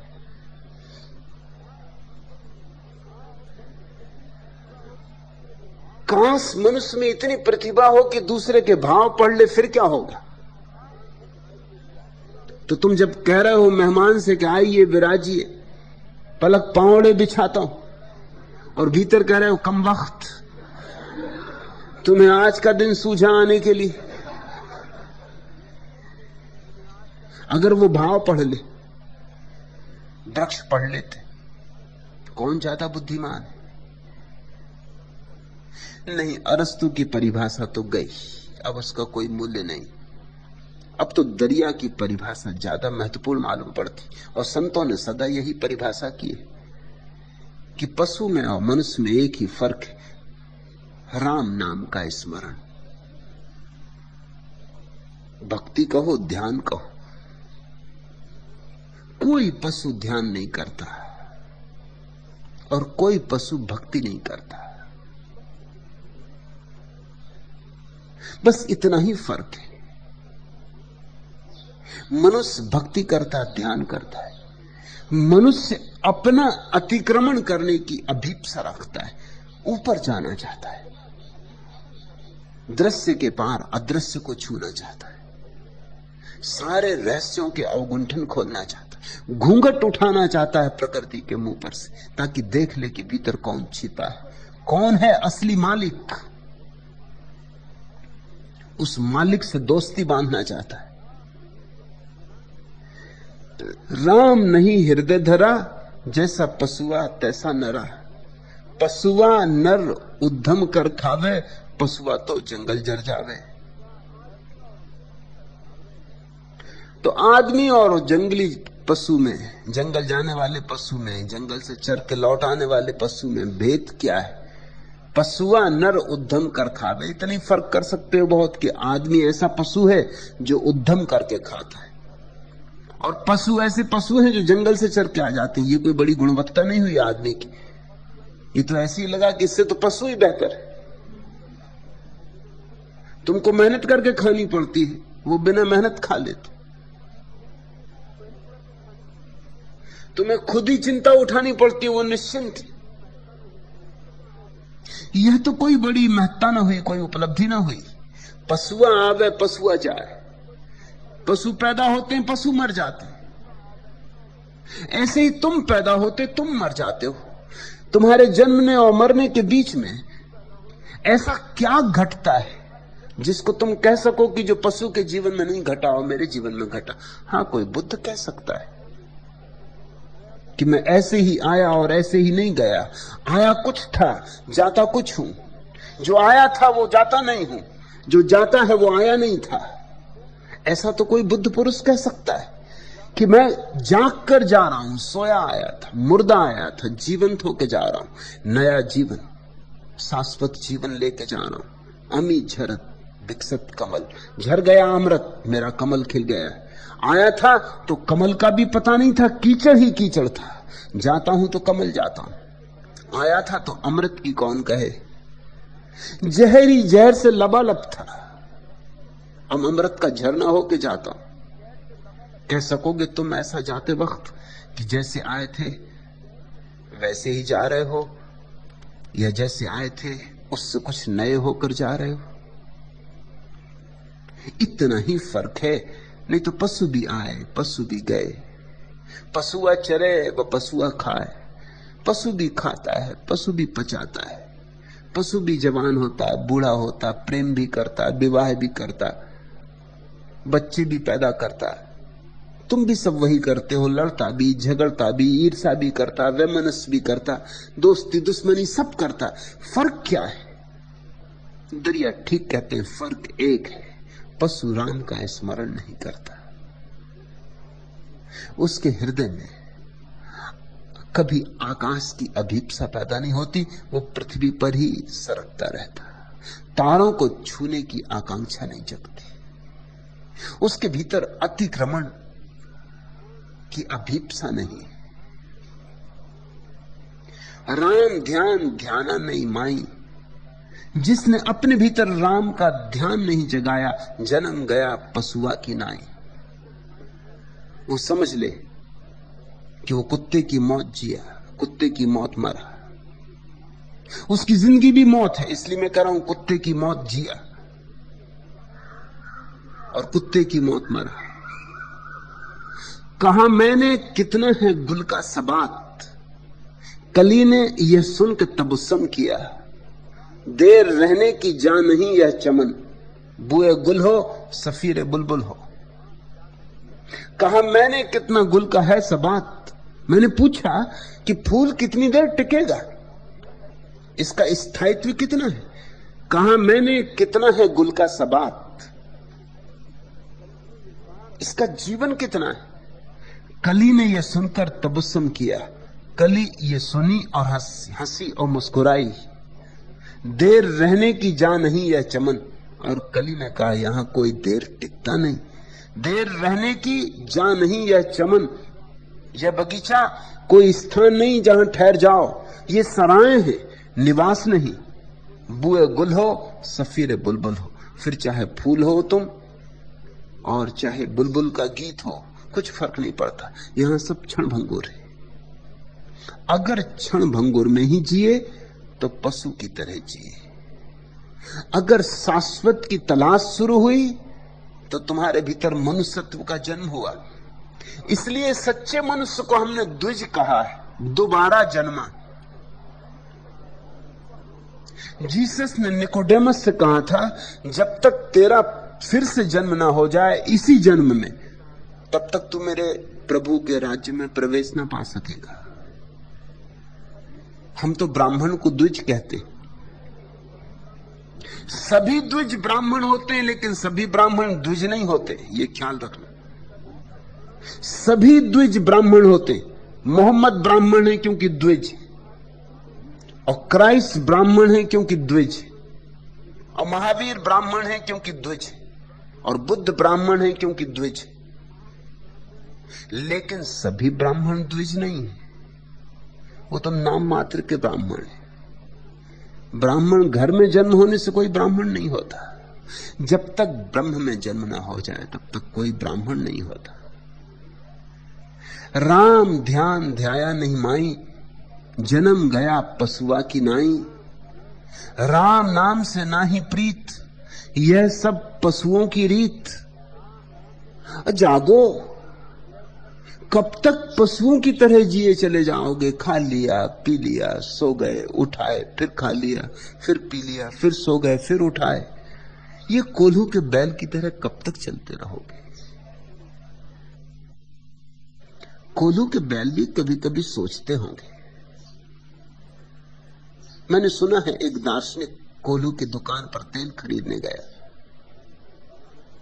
चौंका, दार्शनिक था। हर चीज से विचार उठाते हैं दार्शनिक को। दार्शनिक वह जो हर चीज से प्रश्न उठा ले, प्रश्न में से प्रश्न उठा ले, उत्तर भी हो तो उसमें से भी 10 प्रश्न निकल आए। तेली तो तेल तौल रहा था, दार्शनिक कहना ठहर भाई, एक पहले प्रश्न का उत्तर दे। तू तो तेल तौल रहा है, तू तो पीठ किए बैठा है और कोल्हू बैल चला रहा। बैल को कोई हाँक भी नहीं रहा है और बैल कोल्हू खुद ही चला रहा है। गजब का धार्मिक बैल तूने खोज लिया। ऐसे श्रद्धालु बैल आजकल मिलते कहां? हड़ताल करें, गिराव करें, मुर्दाबाद के नारे लगा। ये कोल्हू का बैल तुझे मिल कहां गया इस जमाने में और भारत में? न कोई हाँक रहा, न कोई चला रहा, कोल्हू का बैल चला जा रहा है। मुस्कुराया तेली, उसने तुमने मुझे क्या समझा है? अरे ये बैल की खूबी नहीं, ये खूबी मेरी। देखते नहीं उसकी आंखों पे पट्टियां बांध दी, जैसे टांगे के घोड़े की आंख पे पट्टी बांध देते। किस लिए बांध देते? ताकि उसको चारों तरफ दिखाई ना पड़े, नहीं तो पास में ही लगी हरी झाड़ी और दिल हो जाए चरने का, चला छोड़ के रास्ता। कि पास में ही खड़ी उसकी प्रेसी कोई घोड़ी, मारे छलांग, फेंके यात्रियों को, पहुंच जाए तो उसको देखने नहीं देते इधर उधर। दोनों तरफ आंख पे पट्टी बांधी, उसको बस सामने दिखाई पड़ता है। उतना ही दिखाई पड़ता है जितना उसको चलाने वाला उसको दिखाना चाहता है। ऐसे ही उसने कोल्हू के बैल पे भी पट्टियां बांध दी। उसने कहा देखते नहीं, पट्टियां बांध दी, उसको दिखाई नहीं पड़ता, उसको पता नहीं चलता कि कोई पीछे चलाने वाला है या नहीं। दार्शनिक भी ऐसे राजी तो ना हो जाए। उसने कहा ये मैं समझ गया, लेकिन कभी कभी कोल्हू का बैल रुक के देख तो सकता है कि कोई चला रहा है कि नहीं। कभी जरा रुक के देख ले, जांच कर ले कि पीछे कोई है भी फटकारने वाला, कोड़ा मारने वाला। तेली और भी मुस्कुराया, और भी लंबी मुस्कान।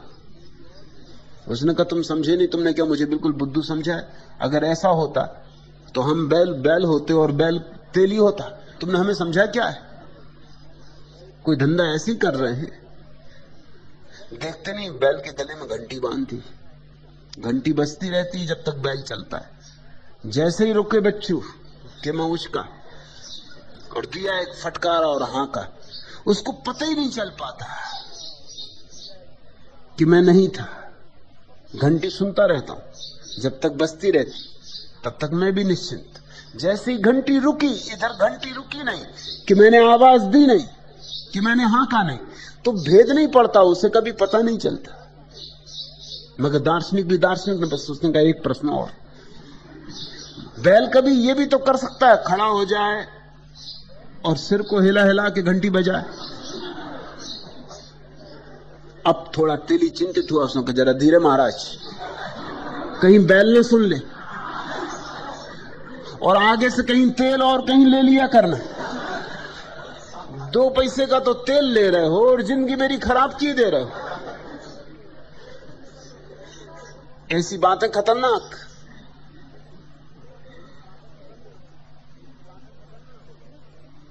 नक्सलवादी मालूम होते हुए क्या बात? कम्युनिस्ट हो, बैलों को भड़काते हो, शर्म नहीं आती कि मेरे तेल पीते हो और मुझे से दगा कर रहे?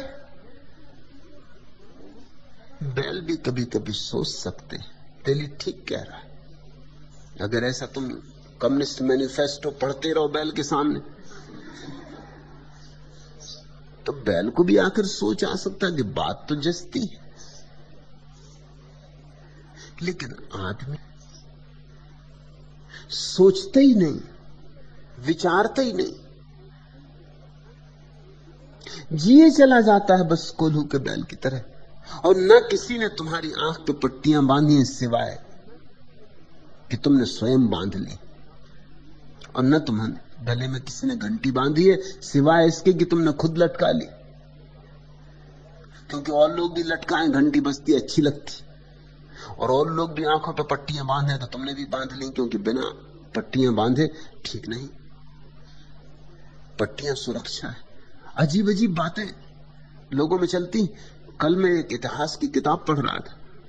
आज से 100 साल पहले जब पहली दफा बाथ टब बना अमेरिका में, तो अमेरिका के एक राज्य ने कानूनन पाबंदी लगा दी कि कोई बाथ टब अपने घर में नहीं रख सकता, क्योंकि इसमें नहाने से हजारों तरह की बीमारियां पैदा होंगी, लोग मर जाएंगे, ठंड से सिकुड़ जाएंगे। ये शैतान की ईजाद है, और जो लोग बाथ टब घर में लगाएंगे उनको सजाएं हो जाएंगी। बाथटब जैसी निर्दोष चीज मगर नई थी तो शैतान की थी। पुराने को पकड़ने का मन होता है। और तुम देखते हो आज हम हंस सकते, जिन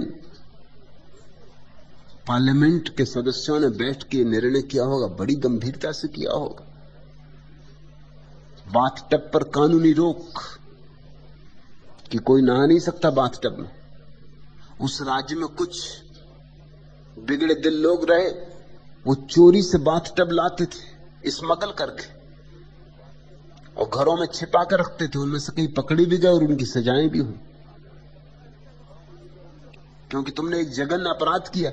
अगर बाथटब बनाना ही था तो भगवान ने क्यों नहीं बनाया? बात भी ठीक है, सब चीजों का उल्लेख है बाइबल में कि क्या क्या बनाया। बात ये शैतान की तरकीब है। इससे गठिया लगेगा, इससे तुम बीमार पड़ोगे, इससे तुम मर जाओगे, इससे हृदय की धकधकी बंद हो जाएगी, हार्ट अटैक होगा, न मालूम कितनी बातें। डॉक्टरों ने भी सहायता दी, कानूनविदों ने भी सहायता दी। अजीब लोग हैं, हर नई चीज का विरोध करते, पुराने को पकड़ते। तुम भी देखते हो सब लोग आंखों पे पट्टियां बांधे, तुम भी जल्दी से बांध लेते हो पट्टियां कि कहीं आंखें खराब ना हो जाए। जब इतने लोग बांधे तो ठीक ही बांधे होंगे।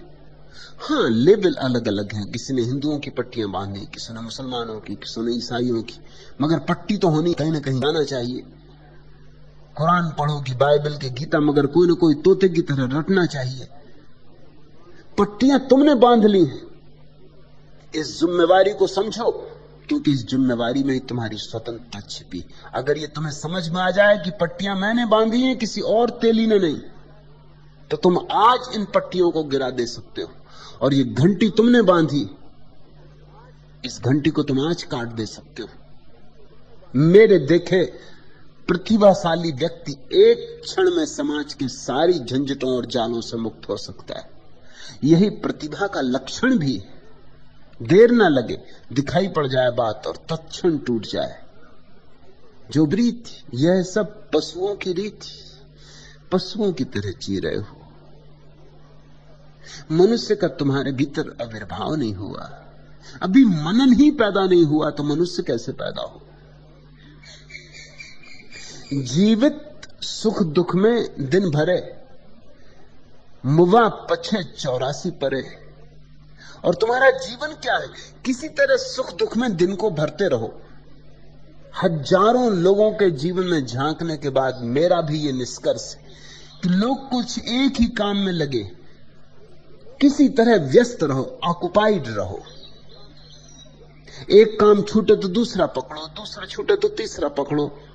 तो चले गोल्फ खेलने, कुछ ना हो चलो मछलियां ही मारा,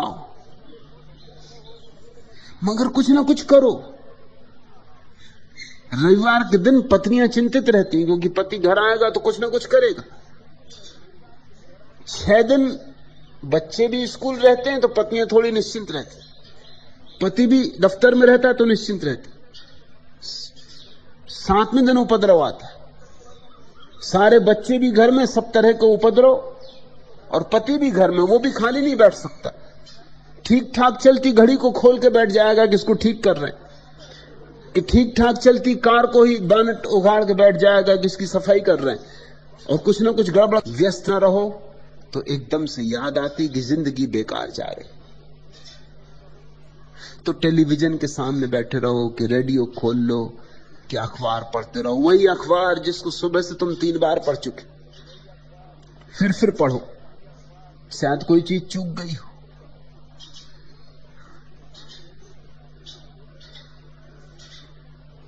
किसी भी कारण से, किसी भी निमित्त से व्यस्तता चाहिए। 2 लोग शांत नहीं बैठ सकते, बातचीत में लग जाएंगे। ट्रेन में आते से आदमी पूछेगा, कहिए आप कहां जा रहे हैं?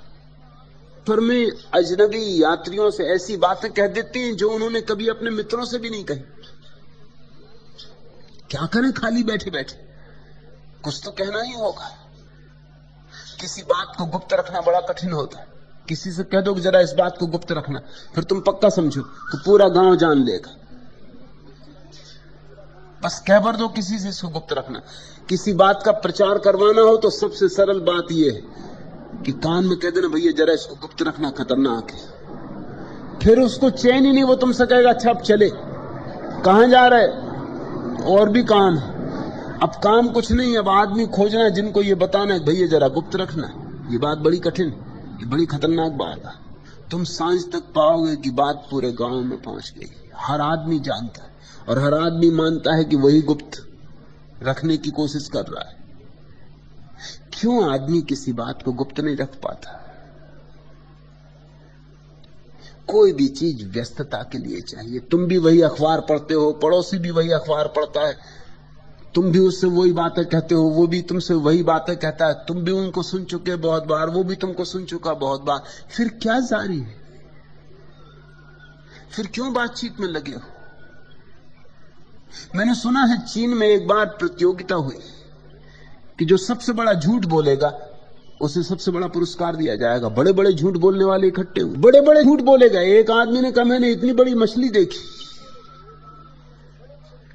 कि उसकी पूंछ देखो तो सिर ना दिखाई पड़े, सिर देखो तो पूंछ ना दिखाई पड़े।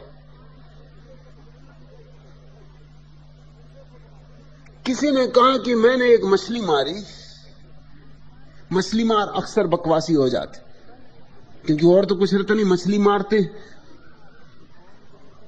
जब मैंने मछली काटी तो उसमें मुझे एक लालटीन मिली, जो मछली निकल गई होगी, मगर उन्होंने कही कोई खास बात नहीं, उसके पहले पूरी बात सुन लो। लालटेन नेपोलियन की थी, उस पर दस्तखत थे। लोगों ने कहा ये भी कोई बात है, और उनका पहले पूरी बात तो सुन लो। लालटेन औरतें एक बेंच पे बैठी थी और चुप बैठी रही घंटे भर, एक शब्द ना बोला गया ना सुना गया। उसको प्रथम पुरस्कार मिला। यह हो सकता है कि नेपोलियन की लालटेन अभी भी किसी मछली के पेट में जल रही हो, मगर दो स्त्रियों के पेट में बातें जलती रहे, असंभव। दो स्त्रियां और चुपचाप बैठी रहे। एक सभा में एक उपदेशक व्याख्यान दे रहा था, नारी समाज की सभा थी, और जो होना था हो रहा था। उपदेशक बोल रहा था और सारी नारियां भी बोल रही थी। चर्चा चल रही थी गहन। उपदेशक बड़ा परेशान हो रहा था, करना क्या। आकर उसने, अब कौन बोले?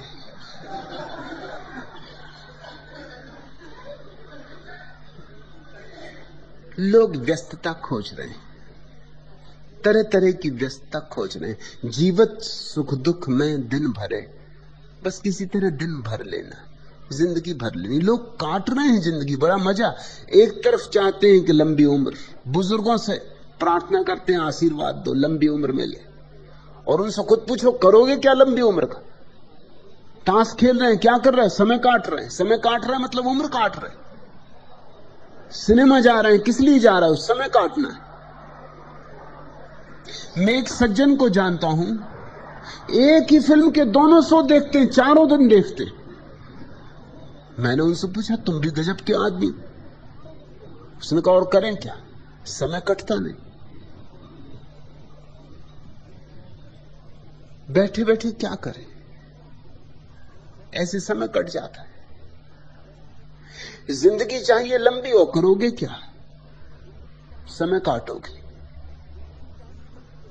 बड़ी आकांक्षाओं, वासनाओं, कामनाओं से इसलिए लोग भरे हुए, बड़ी महत्वाकांक्षाओं से लोग भरे हुए। और मिलता क्या है सुख के नाम पर? धोखे, वंचनाएं। मुक्त जिंदगी का प्रेम है। इस जिंदगी के प्रेम में तुम्हें बस इतना मिलता है, मुक्त सर अपनी हदीसें जीसती है इश्क में, जीवन की ये कुल गाथा। पहले थोड़ा सा हंसे, फिर उम्र भर रोया किए। मगर लोग रोना पसंद करेंगे खाली बैठने की बजाय, ये ख्याल रखना। कुछ भी पसंद करेंगे ना कुछ की बजाय, ये ख्याल रखना। दुख आ जाए ये पसंद करेंगे बजाय इसके कि कुछ ना आए। दुश्मन मिल जाए ये पसंद करेंगे बजाय इसके कि कोई न मिले, सन्नाटा रहे। बस भरना है किसी तरह। क्यों इतना विक्षिप्तता है भरने की? क्योंकि डर लगता है कहीं भी, क्योंकि इस प्रश्न के उठ जाने के बाद जीवन में क्रांति अनिवार्य हो जाती है, अपरिहार्य हो जाती है। इस प्रश्न के बाद धर्म की शुरुआत है। और इस तरह जिंदगी काट काट के लोग जाते कहां हैं? बस 84 के चक्कर में भटकते रहते, इस जिंदगी से दूसरी जिंदगी, दूसरी से तीसरी जिंदगी। घबरा भी जाते हैं जिंदगी से, मरना भी चाहते हैं। बहुत लोग आत्महत्याएं करते हैं, लाखों लोग आत्महत्याएं करते, करोड़ों लोग प्रयास करते। प्रयास करने वाले भी बड़े मजेदार प्रयास करते। क्या हाँ, शोरगुल मच जाता मोहल्ले में, घर वाले लोग परेशान हो जाते हैं, डॉक्टर आ जाता है, मगर इतनी खाते हैं जितने बच जाएं। 10 आदमी आत्महत्या के प्रयास करते हैं, उनमें एक ही मरता है, तो 9 जरूर इंतजाम करके प्रयास करते। तो करते ही काहे को हो? लेकिन यही मनुष्य का मन है, डमाडोल, अनिश्चित, करना कि नहीं करना, एक पैर उधर एक पैर उधर। जिंदगी से ऊब जाते हैं तो मरने को राजी हैं, मगर जागने को राजी नहीं। जिंदगी दरियाए बेहासिल है और किश्ती खराब, अंधड़। जिंदगी दरियाए बेहासिल है ओ किश्ती खराब, और नाव है बड़ी जरा जीर्ण। मैं तो घबरा कर दुआ करता हूं तूफान के लिए, मैं तो प्रार्थना करता हूं कि अब तूफान आ ही जाए, मगर ये प्रार्थनाएं ही हैं। मैंने सुनी एक सूफी कहानी, एक लकड़हारा 70 साल की उम्र का ढोता है, अपनी लकड़ियों को ले आ रहा है शहर की तरफ। कई बार उसने प्रार्थना की है, हे परमात्मा वो उठा ही ले, किस लिए? ये दुख दिलवा रहा है, बुढ़ापा, बीमारी, कमर झुक गई, अब भी लकड़ियां काटो, अब भी बेचो, किस लिए, किसके लिए? अले अब कोई सार नहीं, मगर प्रार्थना कभी सुनी नहीं गई। बड़ी कृपा है परमात्मा की कि तुम्हारी सब प्रार्थनाएं सुनी नहीं जाती, नहीं तुम बड़ी मुश्किल में पड़ जाओ। उस दिन संयोग की बात, मौत करीब से गुजरती थी और लकड़हारे ने कहा, हे मौत अब और कब तक? जवान उठ गए मेरे सामने, मेरे देखते देखते मेरे पीछे आए हुए लोग उठ गए, मुझे कब उठाएगी? क्या मुझे सदा सदा ये बोझ ढोना पड़ेगा? मौत को भी कहते हैं दया आ गई। मौत आके सामने खड़ी हो गई, उसने कहा मैं मौजूद हूं, बोलो क्या इरादा? बूढ़े ने दुख में और पीड़ा में अपनी लकड़ी का गट्ठा कहा कि और कुछ नहीं, जरा ये गट्ठा मैंने नीचे गिरा दिया, ऐसे उठा के मेरे सिर पर रख दे, यहां कोई और दिखाई पड़ता नहीं तो मैंने तुझे पुकारा, और अब ऐसी प्रार्थना कभी ना करूंगा। लोग कहते हैं कि मर ही जाए तो अच्छा, मरना कोई चाहता नहीं। ये भी भर लेने का बहाना है अपने को। जो सच में ही मरना चाहता है उसके लिए तो मरने का एक ही उपाय है, वह ध्यान है। क्योंकि ध्यान में जो मरा फिर वो पैदा नहीं होता। मरो है जोगी मरो।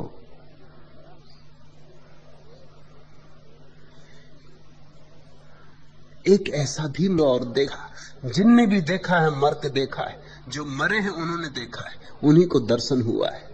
अहंकार को मरने दो, चित्त को मरने दो, मैं भाव को मरने दो, शून्य में लीन हो जाओ और उसी शून्य में बजेगा नाद राम के नाम का, उठेगा ओंकार। जन दरिया जिन राम न दया, पशुआ ही ज्यों जन्म गमाया। मत गमाओ जीवन को, मत गमाओ जन्म को, उपयोग कर लो। और क्या है उपयोग? मरो है जोगी मरो। उपयोग एक ही है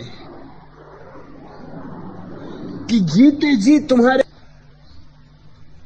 अगर यह वीडियो आपको अच्छी लग रही हो तो वीडियो को लाइक और चैनल को सब्सक्राइब करें।